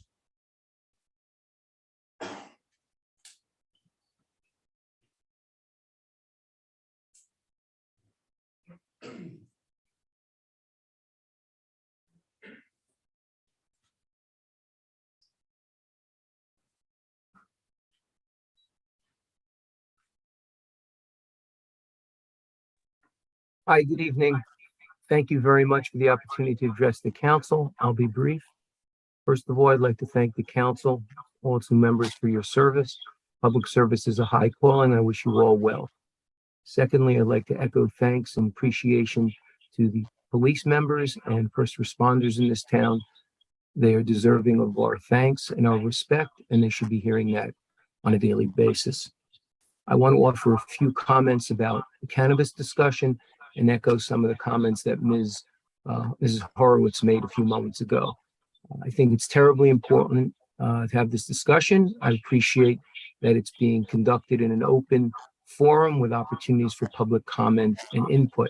To that end, I'll start off by simply recommending a very significant book titled Tell Your Children: The Truth About Marijuana, Mental Illness, and Violence. It's by Alex Beretson, former investigative reporter with the New York Times. I took this volume out of the Teaneck Library tonight, and I would recommend all of you, both on the council and in the public, who want to be educated about cannabis, to take a read through this volume. I think you'll find it helpful and informative. To that end, there's no dearth of statistics and information elsewhere in different jurisdictions about the effects of cannabis, both societally and on children. And finally, I'll make one request. I believe that during Ms. Goldberg's subcommittee report, she mentioned that there was some zoning considerations given both individually and holistically. It would be helpful to learn what some of those thoughts or recommendations or ideas were prior to the January 25th town hall, so that those participating in that town hall can react to what's been presented with a few days' notice and information, as compared to simply hearing about those ideas at that committee level that night. With that, I thank you very much for your time and for your listening. Thank you. Thank you, sir. Ms. Lightburn?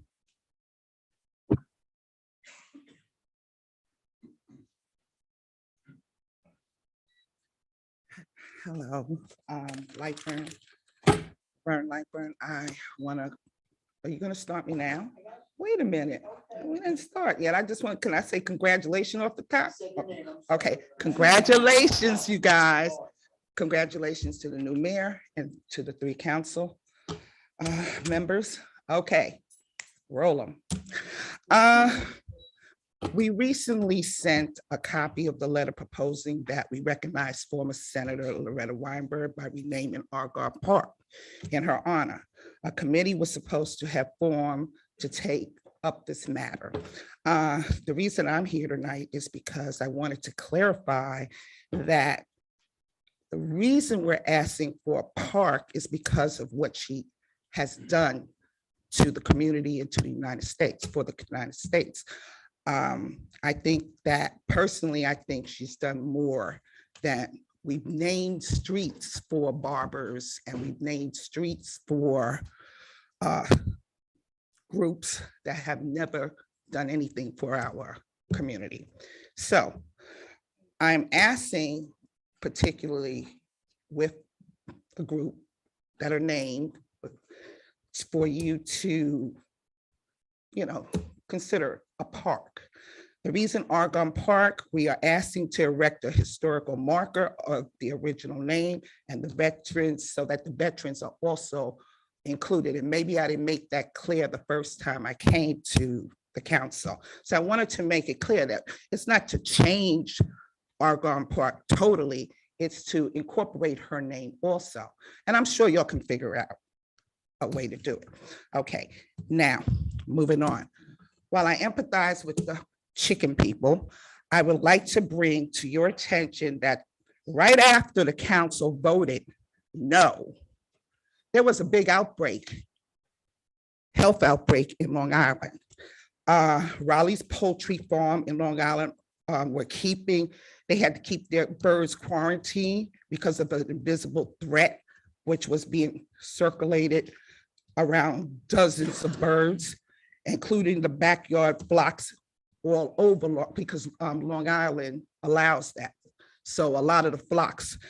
And if you go back on 3/13/22, you will see ABC Good Morning America show report on it's a variant flu cause and effect. And that is why we don't have the eggs now, because of a lot of the chickens had to be destroyed during that time. Also, go back to Willie Geist Sunday show 3/13/22. He also mentioned, did a whole story on what, even though people like the backyard chickens, there is a health risk to people. So I wanted to bring your attention to that. And if you remember the health inspector, is it health inspector or the health department? They weren't for it either because of the health reasons. So I know I don't like paying $5. In fact, we're not doing eggs anymore, but I want you all to consider those facts, and that's Thank why you, I'm Ms. here. Lightburn. Thank you. Thank you. Doug, do we have any hands up on Zoom? I am bringing in Tracy Carcione. Feel free to correct my pronunciation, Tracy. Please unmute yourself. State your name for the record.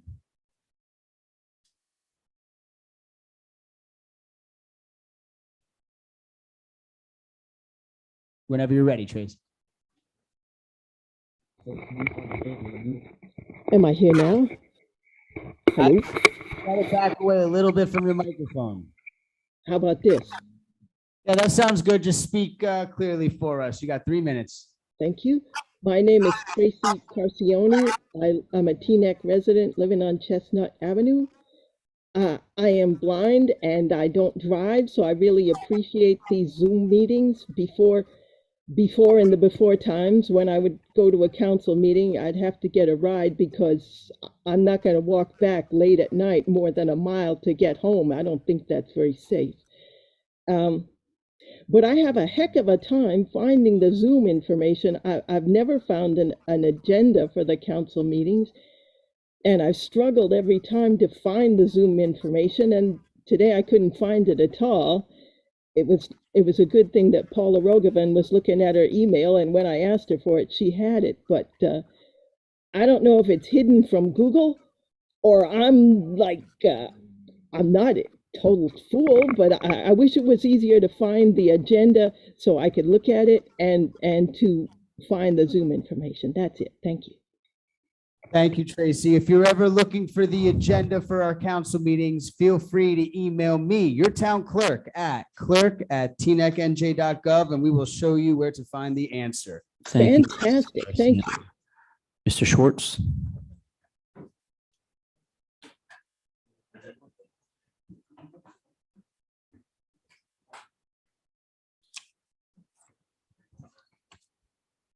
Ron Schwartz, Larch Avenue, Teaneck, New Jersey. Good evening, everybody. Democracy has had a really good 14 months in the township of Teaneck. In November of 2022, the voters of this township passed a referendum moving the municipal council election from low turnout in May to high turnout in November. In November of 2023, the approval of that referendum, which went approved by the voters by more than a 2-to-1 vote. It was 21 and 22. 21 and 22. In 21, that's right. I'm sorry. The approval of the referendum was in 21. Thank you, Phil. You're welcome. By more than a 2-to-1 vote. And that resulted in November of 2022, November 8th, more than doubling of the electorate. And it also resulted last week in a town councilor, in my view, became more reflective of the township as a whole. And for the first time in its history, not only had a four-women majority, but also elected a Hispanic mayor, Mr. Pagan, for the first time. So democracy is alive and well in Teaneck, but it needs to continue. We've had some good first steps. I want to congratulate the council for determining to have a public forum, town hall on the cannabis issue. It should have been done a little while ago, but it's being done. And the township will be welcomed and will be heard in that township forum this month. But I want to urge you also to consider having another town hall. The next one should be, we should have a number of these so that the public can attend and give their views. We should have a town hall on redevelopment in this town. We should have a town hall on the issue of the constant use of the area in need of redevelopment designation as a way of pursuing redevelopment, which does not give enough input to public, in my view. That should be the next town hall. I also want to indicate, thank you for putting on this agenda. It's going to be voted on in the next council meeting, the opening up of the advisory boards to public input. I think that's a step that increases democracy in Teaneck. So I want to congratulate you for moving democracy forward, but keep you aware of the fact that democracy has to live every month. Thanks a lot. Thank you, Mr. Schwartz. Do we have another hand on Zoom, Mr. Clerk?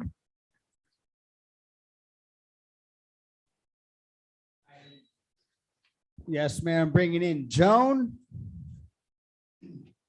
Joan, please say your name for the record when you get in, please. I do not want to mess up your last name. Please accept that invitation. Feel free to unmute.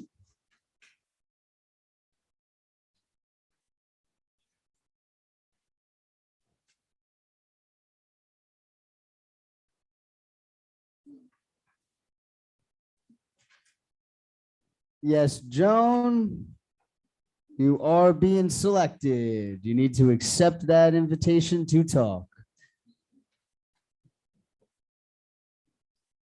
Hi, Joan. Thank you for joining us. Please unmute, state your name for the record.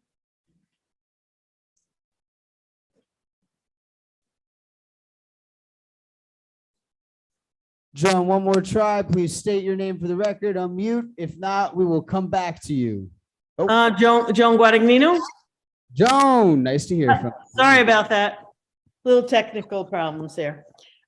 Just wanted to go quickly. I know you mentioned you're going off quickly about cannabis, and there's a town hall meeting on the 25th. You mentioned something about a questionnaire. When will that questionnaire be going out? And also about an application. Do you know when those time frames will be happening?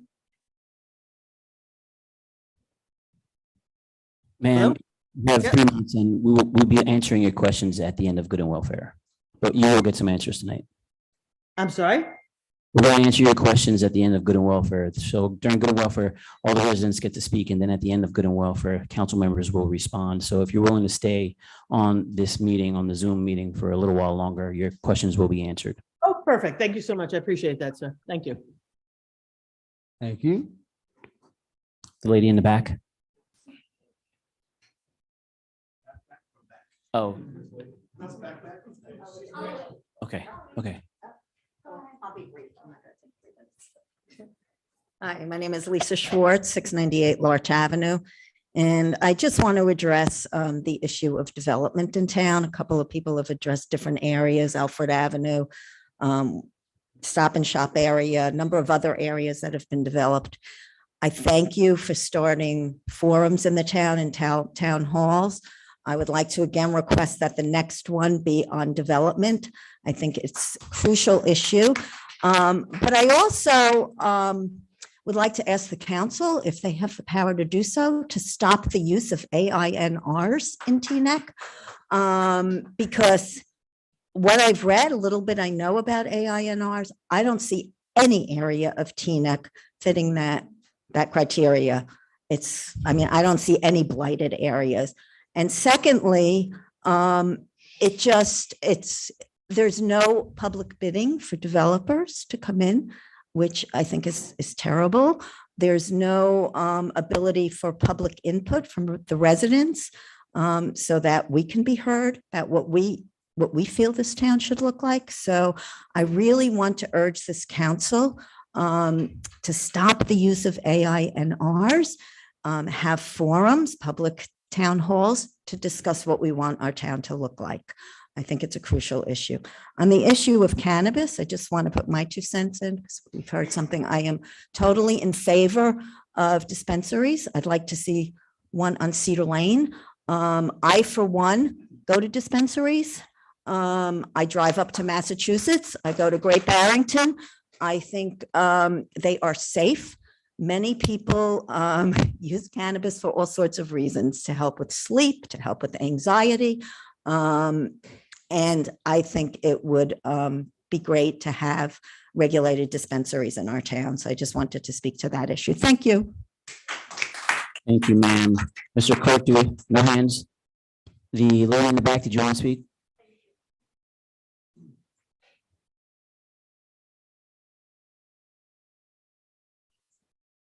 Kate Davis. I am a Teaneck resident.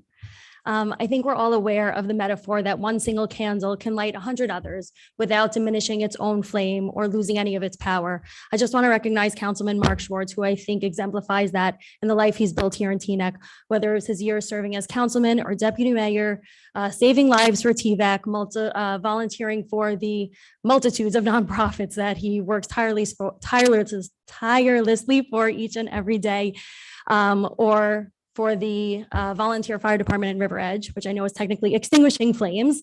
Still, the metaphor stands that Mark Schwartz seeks out people who he can help, flames he can ignite. And I beseech this council that over the course of your term, you don't diminish each other's flames, that you all come together to create a light in Teaneck that will be all the brighter if you all work together. Thank you. Thank you, ma'am. Mr. Clerk, do we have anyone on Zoom, or should we keep going in person? No hands on Zoom. On Zoom.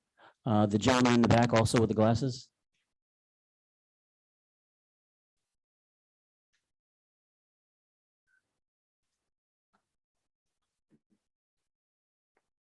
Good evening, David Koshar, Englewood resident. I'm one of the operating partners for Galaxy Express. We're seeking to open our cannabis dispensary here in Teaneck. First, I would like to offer my congratulations to the new members of the council. Thank you to both the new and continuing members for working with us as we try to open our business here in town. And as we continue the overall discussion about legal cannabis in Teaneck. My partner, Sebastian, who's the license holder, and I've been attending these meetings regularly for the past year in an effort to start a dialogue and to meet with the subcommittees regarding opening our dispensary.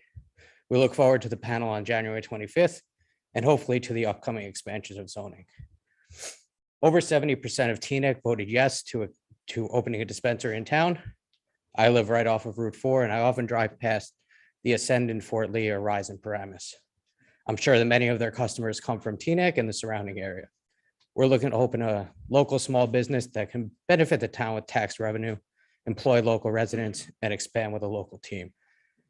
We've been reviewing and proposing potential locations to the council, but due to zoning restrictions, we've been unable to complete the last step that would permit us to open in town. The initially zoned area on Alfred Avenue, we feel is not conducive to opening our business, nor is it an area of town that we feel a dispensary would add value.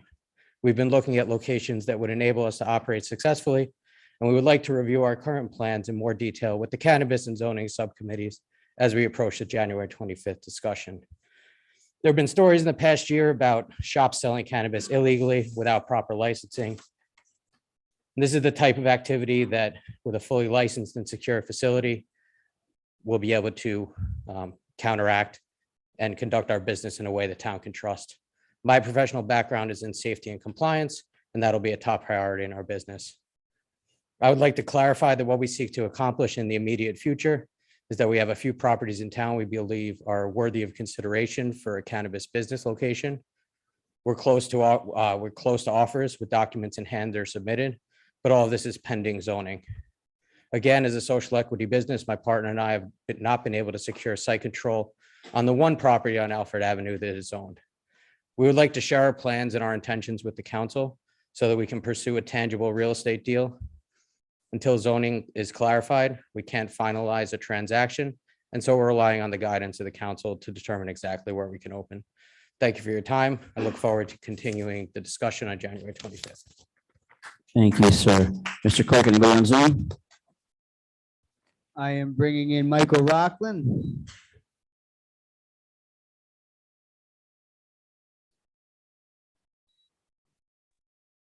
Are you guys able to hear me? Yes, loud and clear. You have 3 minutes. Great. I wanted to thank the council and welcome the new council people. I'm here today because I want to support the people who have come out and talking about chickens. I think chickens are really one of these things that we've spoken about in this town and in this country and in this state for a very long time. I think they make our town a better place to live. I know change is difficult, change is hard. Sometimes we have this conception of suburbia as this place that's not a city, a place that's not a farm, it's not a rural area, but we can take the best parts of urban settings, of rural settings, and we can bring it to our town. I think that that's the best way to move it forward. And I think chickens are going to be a great impact on our community. I think that building more apartments like the one that I am lucky enough to live in this town where I grew up and have spent pretty much my entire life, I think that's another great way to bring the best of other forms of living into this town. I think that making it easier to walk around, to walk to our shops, to bike to our shops, to think about people who may not be able to drive due to health conditions or other reasons. I think all of these are things that we can do. Change is hard, but let's start with chickens. Let's start with improving our town and look forward to everything we do in the coming years. Thank you.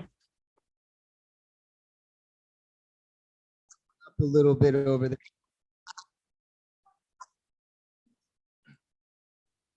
Mr. Rockland, it looks like you were dropped, sir.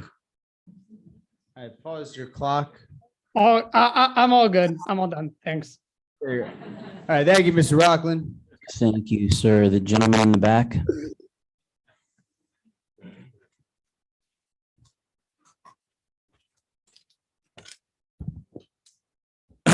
Hello, my name is Sebastian Castillo, local resident and cannabis license holder. I'm gonna go ahead and give out my phone number to everybody.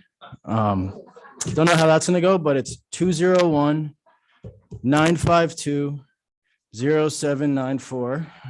That's 201-952-0794. I encourage you to call me if you have any questions about cannabis in Teaneck as we move towards the forum on the 25th.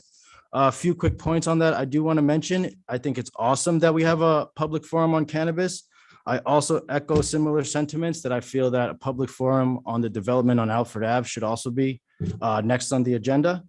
And I really hope that this conversation about cannabis can actually mature and advance prior to the conversation on the 25th, because a lot of people already have developed opinions and thoughts about this, and we kind of want to take the conversation in a progressive direction. So, I want to thank the council for working with me on a cannabis, which is what I come here most frequently about. I've approached multiple locations in town that might be suitable for cannabis retail.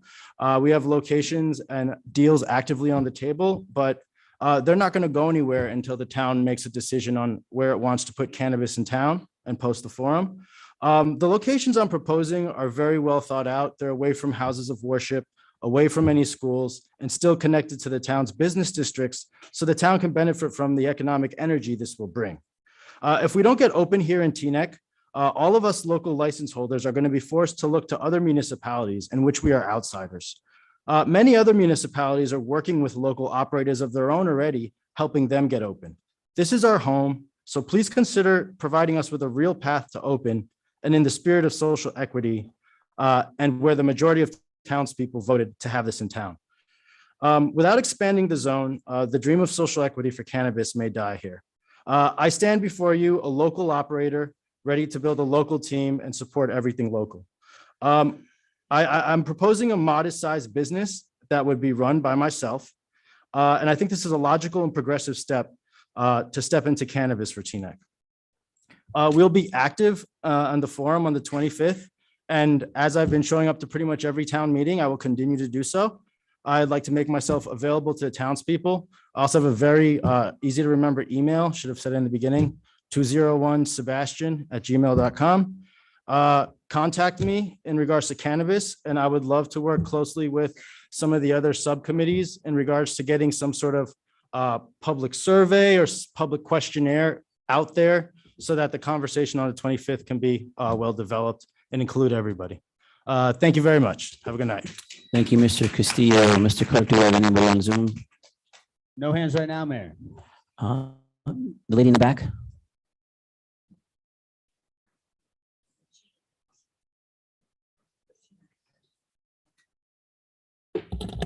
Good evening. My name is Tony Nayowitz. I'm a Teaneck resident since 1959. I'm a Teaneck business owner since 1974. So I think you understand I have a vested interest in the welfare of the town. My business is on Cedar Lane, and I have seen Cedar Lane in recent years devolve into something that looks like a very depressed area. I'm sorry to say that. I remember years ago when it was a very vibrant business district. It's a main thoroughfare. And it's one of the iconic streets in Bergen County, as well as in Teaneck itself. It's also a major cross street when Route 4 is backed up and, you know, other venues are backed up. So we get a lot of visibility, not only from Teaneck residents, but from people outside Teaneck.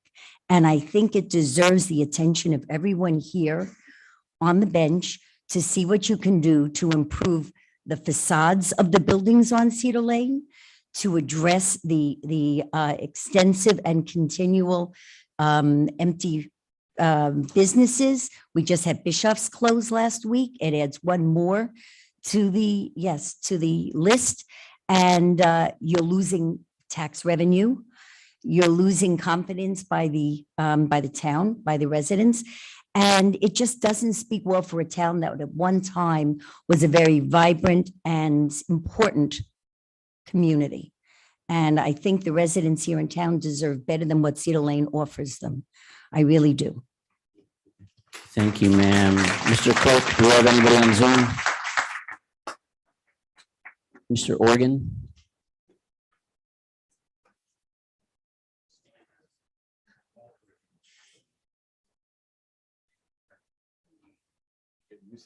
That's awesome. Good evening, Eric Organ, Township resident. A really close friend sent me a text message a little earlier ago asking why I'm sitting here punishing myself. And I've got to say, I've been a resident of this town since 1999. I usually find it to be the best, well, 4 or 5 hours lately of TV watching these council meetings. For years, I've been able to sit on my couch and watch these with my wife. The last 2 years, we get to watch her on TV instead, but often I get to sit on my couch with my dog and my kids and watch what's going on. There are many people in town who are exactly like me. We are not vocal, but we sit, we watch, we know, we vote, and we see what's going on. To Mark Schwartz. Over the past many years, I have seen lies and hate speech aimed at you. And regardless of what's been said by people who really have no idea what they're talking about, you continue to smile and you continue to serve and to help all of the residents, even those who hate you and who are detractors. You are a true model of selflessness. I've never been prouder of you.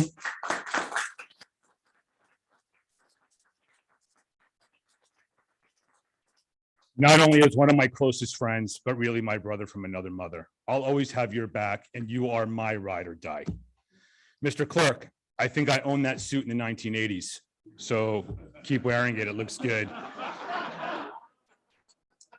Sorry, I have the stage, right? And finally, maybe we can come to a compromise with the chickens and let's just raise chickens that are fed cannabis and everybody will just be happy. Thank you for your time. Thank you, Mr. Oregon. Mr. Clerk, do we have anyone on Zoom? The lady in the red hat?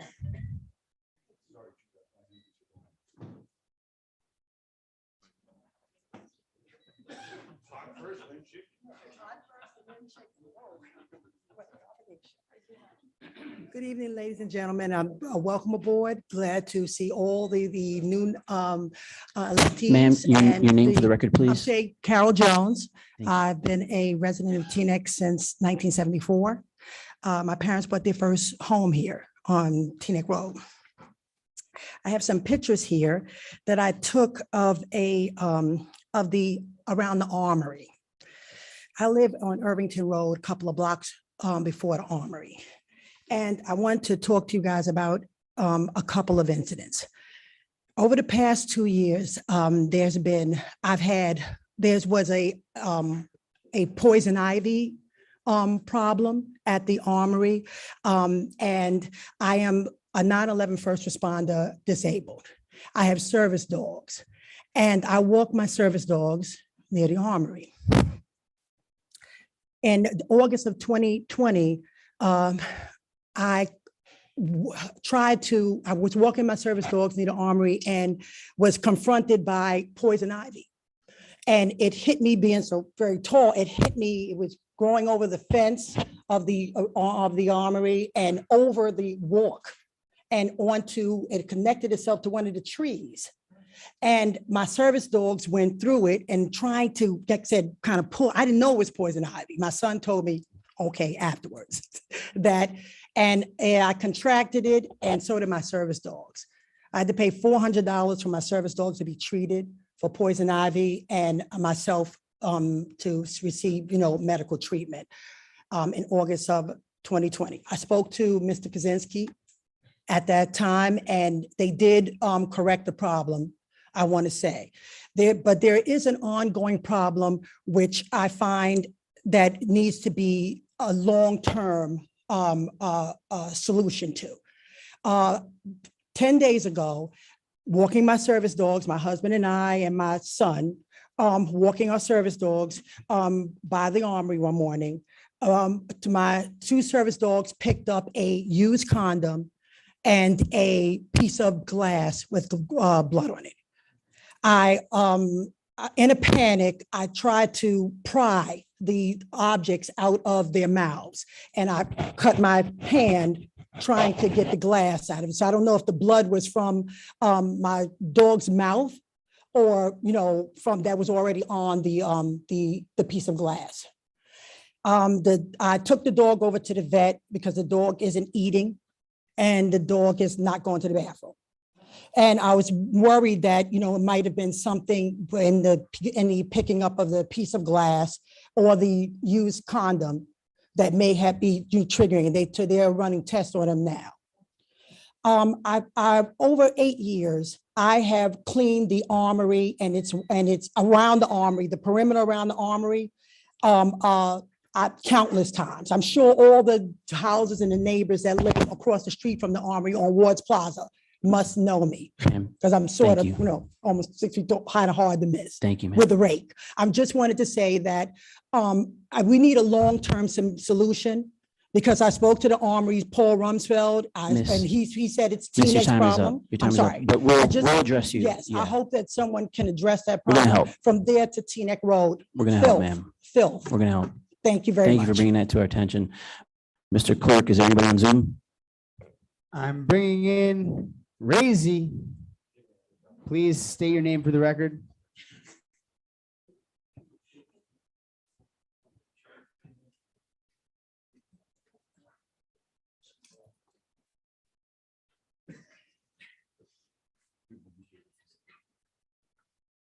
Raisy.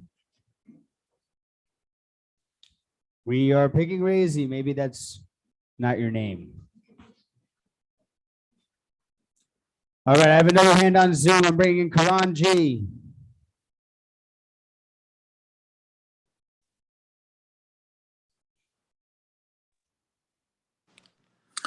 Good evening, everybody. Kawan G, Teaneck resident. Can you hear me? Loud and clear. All right, I'll be brief. I just wanted to follow up on the AED presentation done by the Youth Advisory Board at the December council meeting as one of their adult advisors. Unfortunately, roughly 2 weeks after that presentation, many of us watched as Buffalo Bills safety Damar Hamlin took a hit and had to be resuscitated on live TV. Many have said that without the swift action of the first responders and the use of an AED that night, he might not be here today. If that didn't hammer the point home that the students were trying to make, I don't know what will. So additionally, I just want to ask that moving forward, that you include the students in the process of implementation. I think that would be a great learning experience for them, and only fair given that they brought it to everyone's attention. I acknowledge that there are probably some things that we need to work through, including, concerns about securing the devices and, some other things. But I think that, they have some valuable input on that. They've already actually done some research on how they've been secured and successfully implemented in other towns. And I think that they would appreciate a seat at the table. So I just wanted to, like I said, I just wanted to make that point. Thank you guys all for listening. And if you have any updates, I would appreciate it at the end of Good and Welfare. Thank you. Thank you, sir. Sir.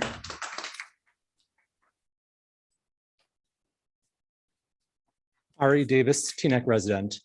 I've known and been friends with Mark Schwartz since I moved to Teaneck about 12 years ago. Mark is a doer and has been so even before his town council days. Both Mark and his wife, Nomi, are dedicated to this town and helping their friends and neighbors. One of my favorite Mark stories is that a few years ago, we were doing construction in our house and needed to go before the BOA for a variance. When we were finally able to go before the BOA, I received an email from the architect who had forgotten that the BOA meeting was that night and that he was on vacation, followed quickly by a call from the town notifying us that we were being bumped from the calendar because our architect was not going to be present.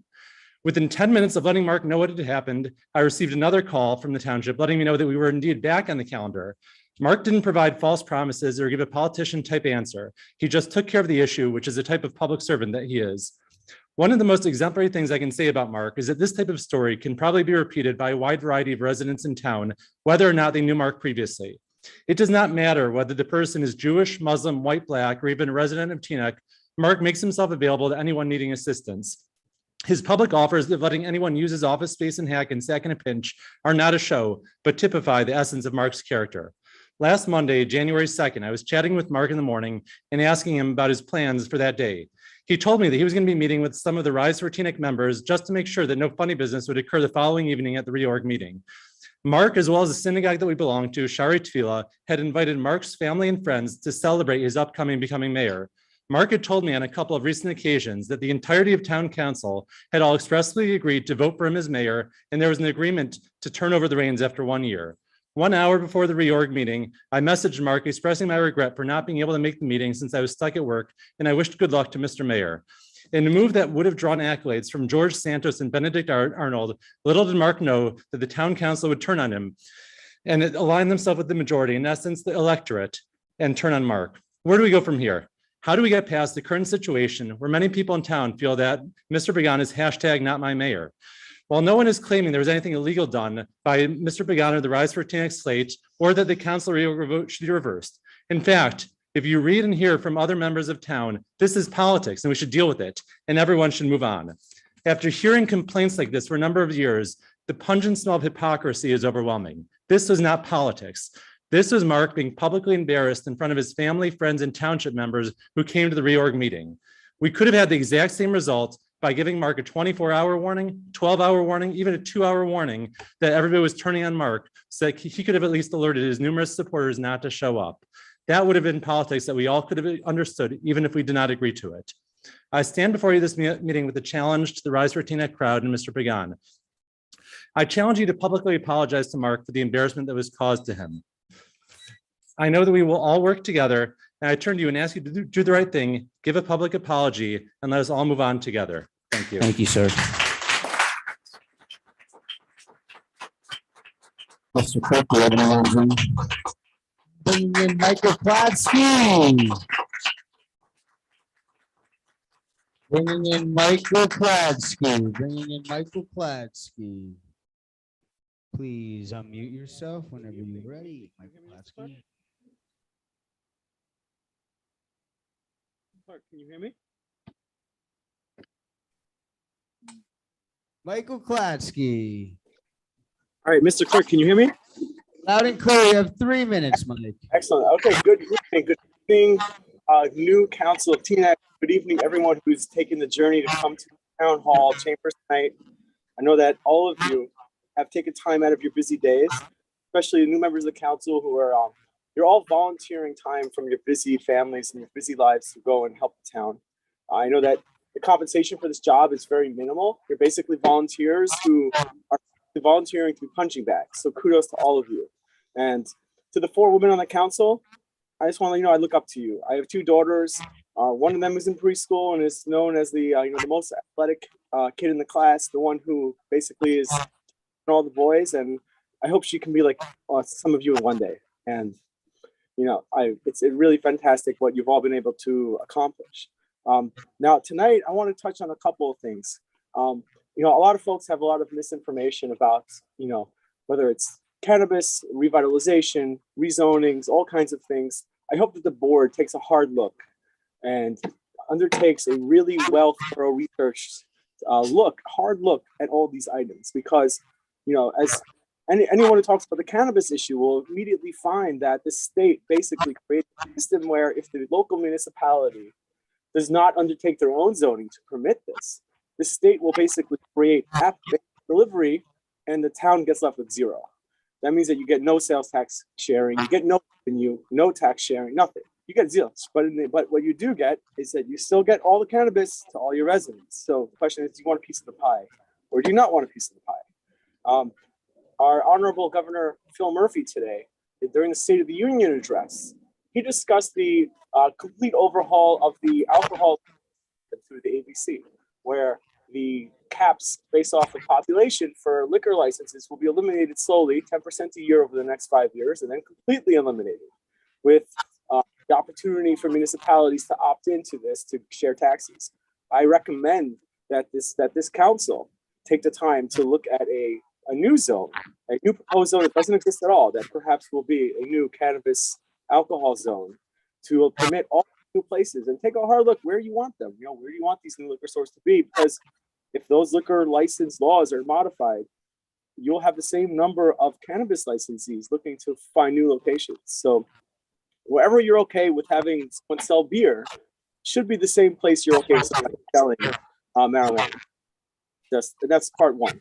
Part 2 is that over the past couple of years, maybe the past decade even, we've taken a haphazard approach to safety. We've seen, crosswalks put in here, flashing lights put in there, pedestrian ramps over here. I recommend that instead of doing this, that there be an advisory board established to provide the council with basically intel on where the needs are the greatest, because you're at the end of the day, you're all volunteers, the public employees who work hard for the town. I mean, they don't have necessarily have Your time is up, Mr. Kladsky.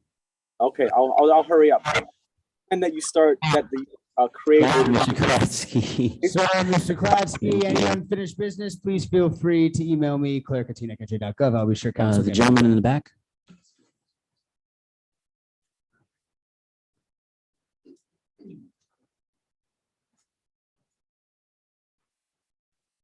Good evening, Brian Harley, Teaneck resident.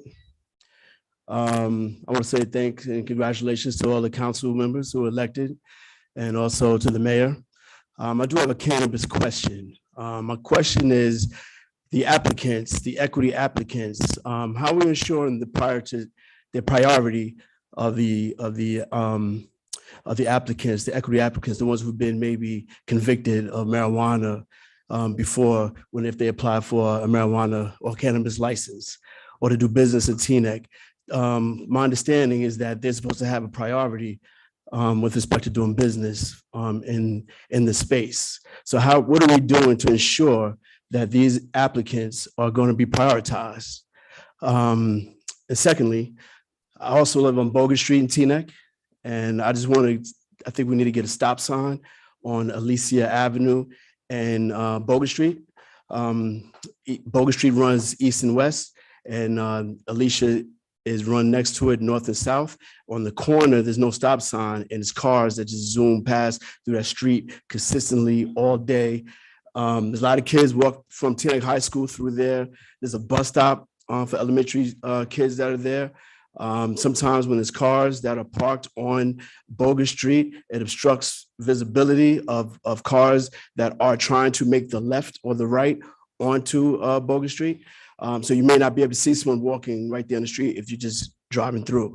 So I think for safety purposes, if we can just maybe get somebody to look at that, to have a stop sign come out there and be placed on the corner.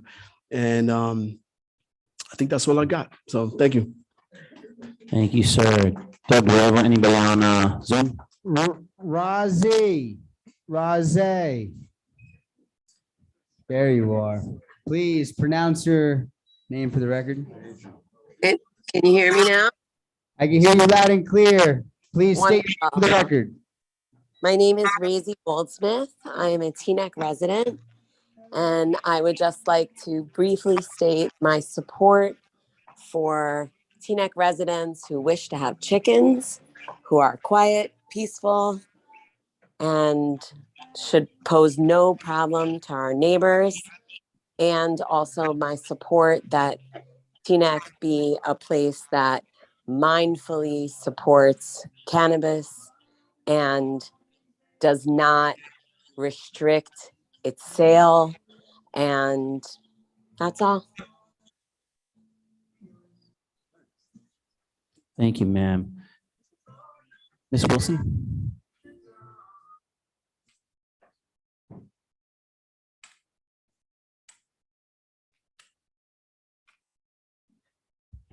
Good evening, Gloria Wilson, Teaneck, New Jersey resident for 38 years. First of all, I'd like to congratulate all of you on the council. I'm hoping that we continue with good communication and transparency. But one thing I like to hinge on, I'm a person that doesn't like a lot of backstabbing or talking about each other. We don't know what goes on in the back when you have your council meetings. What goes on there should stay there. As long as you're coming out in the public and giving the community the right of the transparency and things that they know. My kids had begged me one time to go on Facebook. And I said I didn't want to go on Facebook because I had a nephew that was killed through Facebook. A lot of stuff that people put on about individuals. And Mark, I know you through working with different things. I don't know your personality and background. I can't answer for what goes on behind closed doors when you guys have your council meeting. But I think it is very unfair to you as well as the community for us to have to hear what is going on, what is promised or whatever. When I voted for the people that are sitting up there on the council to do the right thing for the community. I didn't vote for who's going to be the mayor, who's going to be this or that. That is behind closed doors. A lot of times that's why we need to go back to look at who becomes the mayor. Maybe it should be by the ones that are voted upon that gets the most votes and so on. The other thing is that I like to say is that I've noticed something and I don't want to see it happen. Before, when we had our previous mayor, and I will call his name, Muhammad Adoud, and we were very close. You know, your body language tells a lot when you're sitting up there on that podium. I worked for the county for 40 years, and I took a lot of courses in body language. If you don't want to be there, then don't come up, give up your seat. But if you don't want to hear what people have to say, don't turn your head, scratch your back, get up, whatever, because you're here for us. We put you there. The same way we put you there, you can come down. 2 years comes very, very fast. Respect is what we ask for. Transparency is what we ask for. No, all of us can't sit there when we vote, but we have to accept. When we lose something, we have to accept it. I am not saying that people shouldn't put people down. I am not saying that friends should not speak up for friends. But like I said, we don't know what goes behind those doors. The other thing before my time is up, I didn't get a chance the other night at the reorganization, Dean, but I want to personally thank you for all that you do for Teaneck. You've always been very understanding. Your door has always been open, and I don't hear that many people recognize you. So I recognize you. The people on my block, Ms. Lewis is here. We recognize the things that you do for us. So I want to give the respect for that. And last but least, please don't forget Senator Weinberg, Whether you name a park at her, there's a library, there's a lot of different things. Please continue. There's people have been coming up. Laverne Lightburn has brought it up several times. Remember that. And thank you for speaking and continue to give us the respect that we need so we can continue to give you the respect that you deserve. Thank you, Ms. Wilson. Do we have anybody on Zoom? Nobody on Zoom? There's nobody on Zoom. Ms. Rogovan?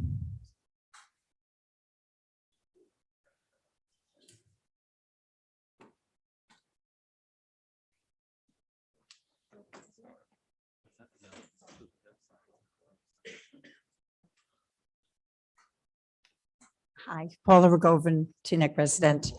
Congratulations to council members, Mayor Michael Pagan. I have a couple of topics I want to speak about. One is I sent all of you a letter from the Don't Gas the Meadowlands Coalition asking you to individually sign on to a letter opposing the New Jersey Transit power plant, which would be in Kearney and which would pollute the whole region. And I know the council years ago took a stand against the Meadowlands power plant, which would have been in North Bergen, and we stopped that plant. So it's really important that you take a stand on that. I saw somewhere on the agenda, there's the purchase of some sanitation vehicles. And I'd like to encourage Teaneck to keep buying vehicles that do not use diesel or gas, that are renewable energy, that are or at least hybrid. I don't know about the vehicles that are on the agenda tonight, the sanitation trucks. But I hope that more and more vehicles will be good for the environment. I wanted to speak about the topic I've spoken about several times before, the areas in need of redevelopment. As you know, many voters were upset about the AINRs. Previously, the town council let municipal parking lots, or the town let municipal parking lots, the Stop and Shop across from Stop and Shop and the farmers market parking lot, let them get run down. Then those areas were declared areas in need of redevelopment that would be given to contractors for their profit. Large apartment complexes and a fair-pay parking lot would fill the spaces. There'd be more pollution, more traffic, more congestion, parking nightmares, and more. On State Street, instead of listening to the concerns of hundreds and hundreds of residents over time about development on State Street, residents were basically ignored. And that's what we in the southwest area of Teaneck feel is happening in our area. These projects are being railroaded with no participation by residents. This is not what we want. This is not what residents want. We call on this new council to walk back the AINRs. We're not anti-development, but don't use the AINR process anymore. And the idea of having forums, public forums where we can actually talk about these issues and discuss them, that's what we need. Thank you, Paula. Thank you. Lady in the front.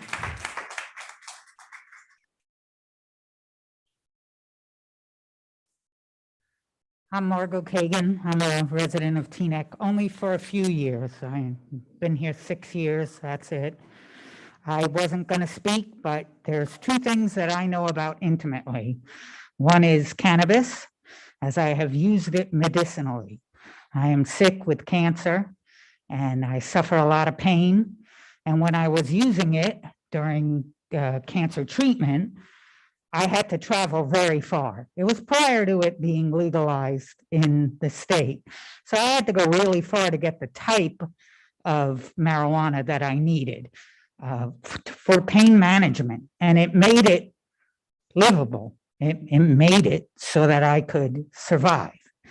Now it's been recommended to me again because I'm having trouble again. My cancer has come back and it causes a lot of issues, not just physical ones. There's anxiety and depression and all of these other things that happen. And cannabis is a medicinal plant. It is.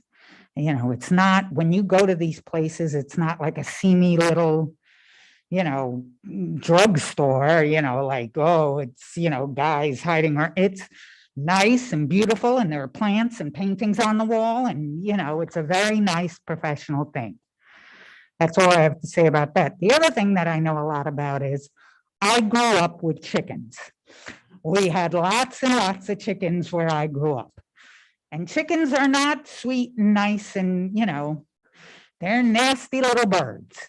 And if not taken care of properly, exactly properly, they do cause disease and they do smell. I hate to say it, they smell.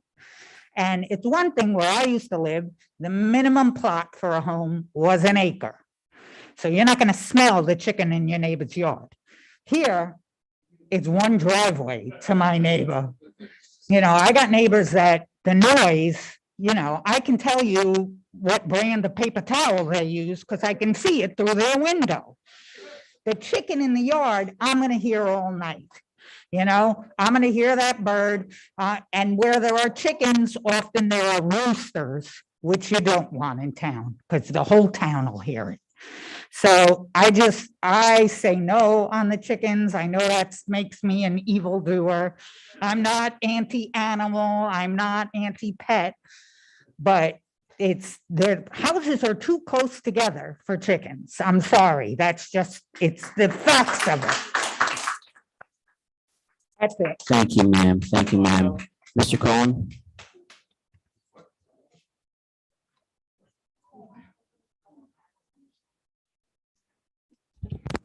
Cohen, Teaneck resident and planning board member.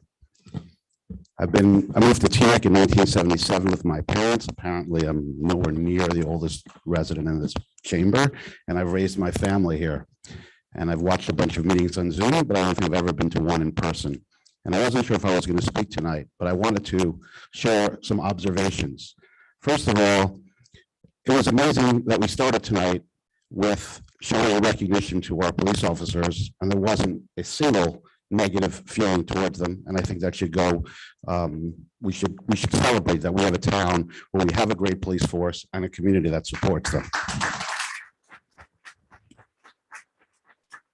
Something that definitely can't be taken for granted nowadays. Also, we only seem to have 3 issues in Teaneck: chicken, pot, and development. So that's great. I mean, it's only 3 items, and you guys could probably. We do it. Yeah. Yes, and the dogs with the poison ivy. Yes, but I have to say, and being on the planning board, and I have full respect for the members that are concerned about things that are in their backyard, and they have every right to. And I imagine that if something were happening in my backyard, I'd be just as interested in the developments. But as a member of the planning board, and even more so as members of the council, your duties are to the town and to oversee everything that's going to happen for the town. And I just wanted to make one point. You know, over the years, I've gotten to know members of the council, especially since I joined the planning board and the environmental commission. And I have had the opportunity, in particular, one of the most moving opportunities was to go on a walk through town with Councilman Mark Schwartz, Councilwoman Karen Organ, and I believe Councilman Katz joined us for part of it. And this was not a walk to, it was just a walk to observe and to hear from members of the community. And we had one member, Mark Schwartz, does that all the time. And takes those calls. And I know that when I've reached out to him, his responsiveness is as if I were making $1 million deal with him. And I think that's something that we can all learn from. And I look around this room and I see the diversity, not just in the room, but practically by row. We should respect what Teaneck is. And I've been here for a long time. It's an amazing town. And there's a lot we can learn from each other. And we should listen to each other and keep things civil, which has been wonderful this evening, but the lessons that I've learned from Councilman Schwartz in terms of going out and hearing from people that agree with him and people that don't agree with him and being responsive is a lesson that we should all learn from. Thank you so much. Thank you, Mr. Khan. Mr. Okayani.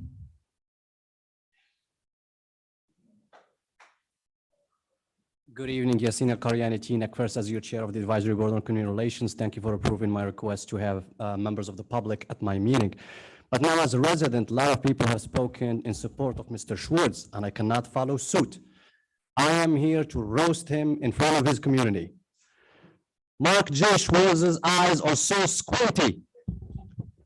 I think he's constantly constipated, but that's not true. That's the result of thousands of sleepless nights of support to the communities. He's a volunteer firefighter. He volunteered for the ambulance corps in TNEC. He coached baseball, he coached soccer. And with all due respect to my fellow public servants here, he's the most responsive out of all of us. Somebody made a comment about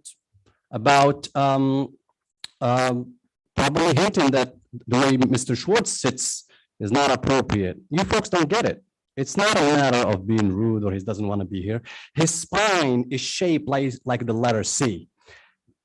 Mark Schwartz's favorite dance is the YMCA. That's why he sits the way he sits. And it's C for cut taxes, C for construction, C for coming soon, yes to chickens, and C for can't speak fast enough. When Mark Schwartz ends his career in politics, he's gonna sign up to read the disclaimers on radio ads. This device is not approved by the FDA and side effects include blah, blah, blah, blah, blah, blah, blah, blah, blah, whatever it is. But on a very serious note, I'm here to say, you know what, thank you for what you do for us. And I hope everybody here is proud of you. I'm sure they are members of your community. There's nothing to be embarrassed about. And I hope that some of them here, some of the people in the room will be inspired by your energy, your dedication, your intelligence so that they can serve further. And I would like to thank you for being honorable men in an era where honor and morals are scarce commodities. And thank you everybody for serving us. Have a good night. Thank you, Yassine. Back.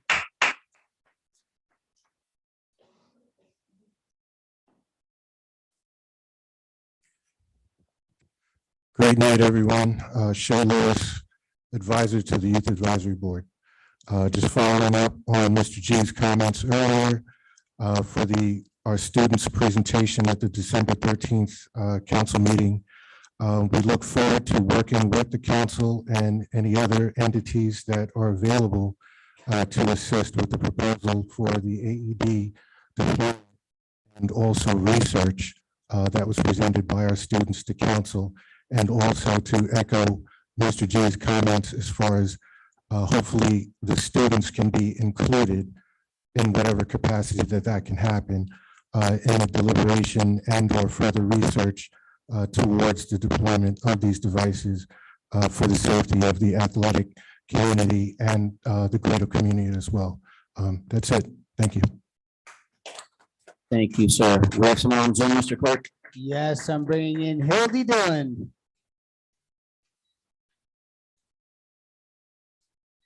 Hildy Dillon.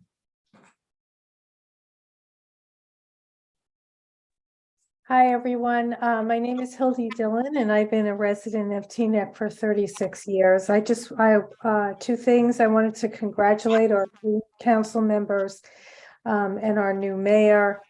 I appreciate all the sentiments in the room. That's what makes TNEC TNEC. We all have diverse opinions, but the electorate spoke. And I think that what we are excited about is that we will have more transparency. I'm really looking forward to the forum on cannabis later in January and hope that we will have one soon, as others have requested, on redevelopment in town. I think that what we what we want really is to be able to voice our opinions and concerns and better understand what these plans are before they actually are sown. And so I'm hoping that we will have more meetings where people can speak for more than 3 minutes, and that we're having more of an open dialogue. That's what I look forward to. And also, I'm very pleased to hear that you may be opening some of the advisory boards to the public as well. I would just like to say that I think it's great that people come to these meetings to support their council members. I don't doubt that everybody who serves on the council has the town in their best interest, but we do have different interests, and we have different opinions in our town. We have neighbors that are going to be severely impacted by some of these redevelopment plans. And I think that their voices deserve to be heard. So I hope that we can be inclusive moving forward. And I, for one, look forward to working with you. And thank you for the opportunity to say hello and good luck and congratulations. Thank you, ma'am. Mr. Sohn?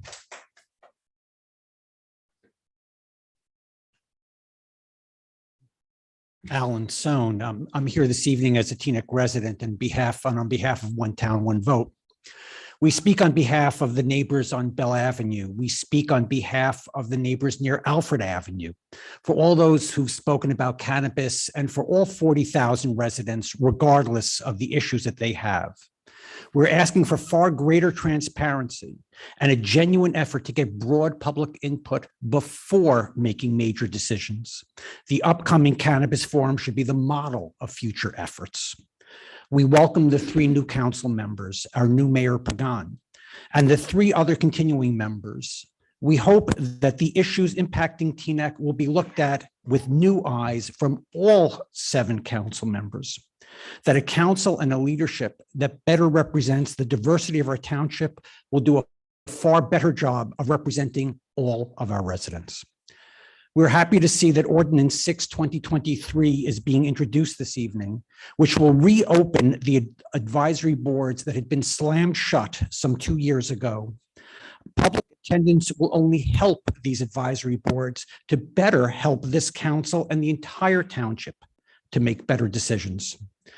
We hope that all council members will be looking more closely at every item on the agenda and every item on the bill list, asking pointed questions and working to ensure that our township is governed properly and effectively.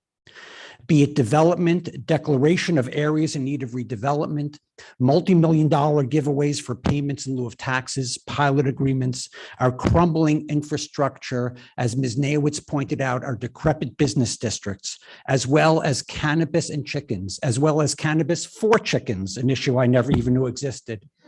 These are issues that can no longer be rammed through, but that must be done or not done with the advice, consent, and participation of all 40,000 residents. Regardless of who you supported, regardless of who you voted for, regardless of who you expected to see get what, it stands for all 7 of you to be working on behalf of every single resident of this township. Every resident should be receiving VIP treatment from every one of you. Every one of you should be looking at the details at every single meeting and making the best possible decisions for our entire township. Thank you. Thank you, Mr. Sohn. Mr. Rose?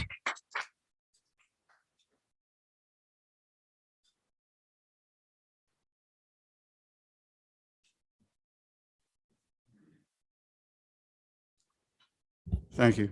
Howard Rose, Teaneck resident, former Board of Education trustee, former planning board member, former, well, quite a few. At any rate, after years of service and watching a lot, I'm very pleased to see this new council. Congratulations to the 3 new members. I supported you and I'm glad you're here. Art Vatsky made a statement to me the other day by email, say, why is it councilwoman, councilman? Why isn't it council member? Because frankly, supporting 3 women 4 women actually at the time. I didn't care what their sex was. I cared that they were bright, knowledgeable, energetic, and had good thoughts regarding Teaneck. And that's what I want to see with all council members. So I'm glad to see that we have a lot of representation from diversity, but I'm more glad that we're getting more and more people who are going forward in a good manner. And I want to thank this council currently for its succinctness. You've already cut your meeting shorter than most, barring the congratulations to the promotions, which is one of the best things we do in Teaneck, just by being succinct. So this new council is in the right direction. Transparency, it seems like you're going in that direction also, which is great. I'm a little concerned with the resentment that seems to be shown regarding how this council is structured right now. I remember when Mark Schwartz first ran, they published a very strong letter of support that I wrote regarding him. Over the years since, we've had agreements and disagreements, always pretty respectful. And I'm sorry that things are decided in what we used to call smoke-filled back rooms. I'd like to see things going in the transparency direction there as well. And I know Mark is a strong enough character that he's going to work well with his peers here, and that our new mayor, would I have voted for you if I were on council? I don't know, but I'd like to have seen it discussed and talked about at a council meeting where you come in and express your thoughts as opposed to back rooms. We are what we are right now, and you are in the seats that you're sitting, well-deserved, voted on by council. And from this point forward, I want to support Michael Pagan to do the best job he possibly can for Teaneck. And I hope that's what everyone here wants to see done. It's important. We go forward. You don't have to do it with a smile, everyone, but boy, just do it. Thank you. Thank you, Mr. Rose. Mr. Clerk, do we have anybody on Zoom? I am bringing in Stenson Bennett. Stenson Bennett.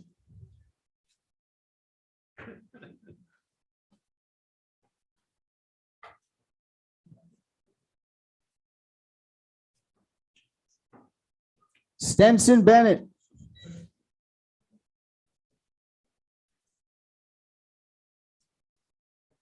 Stenson Bennett. There you are, Stenson Bennett. Sorry, can you guys hear me? Yes, loud and clear. You have 3 minutes. Okay, thank you so much. I'm a resident in Teaneck, and I want to put out my utmost support for Mark Schwartz. I think what he's doing for the community is great. He's on top of the chickens, on top of the pot, so we all know we could trust him. I want to address the last guy who was addressing Mark Schwartz, roasting him for a C. I want to say that guy sits in an L position, the guy roasting him. L standing for loser. And you want to know what? I'm also a nice guy, so I want to return any lost objects. So if anyone finds that guy's life, let me know. Let's go Mark Schwartz. Let's go Teaneck.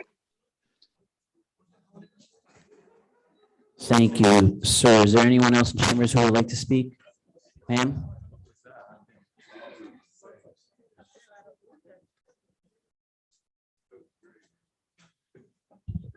Good evening to all.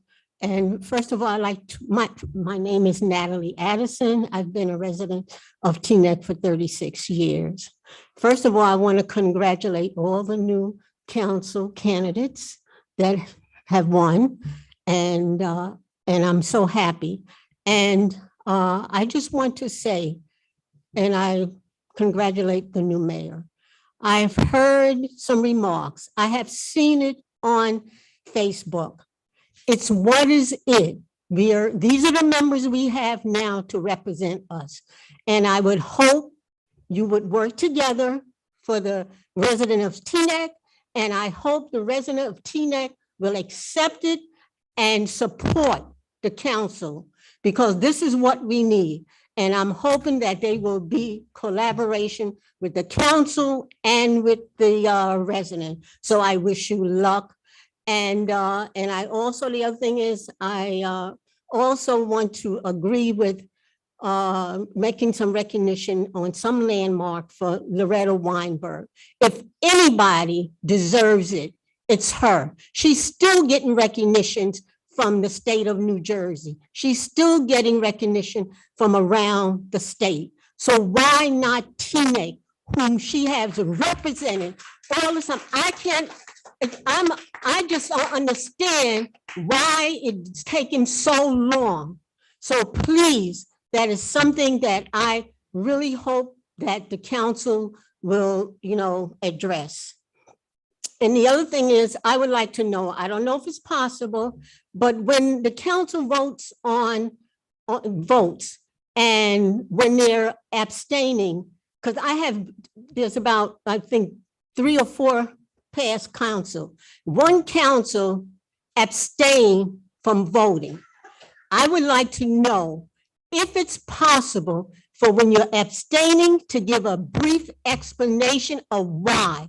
Because it seems as though when one council person is abstaining from a vote,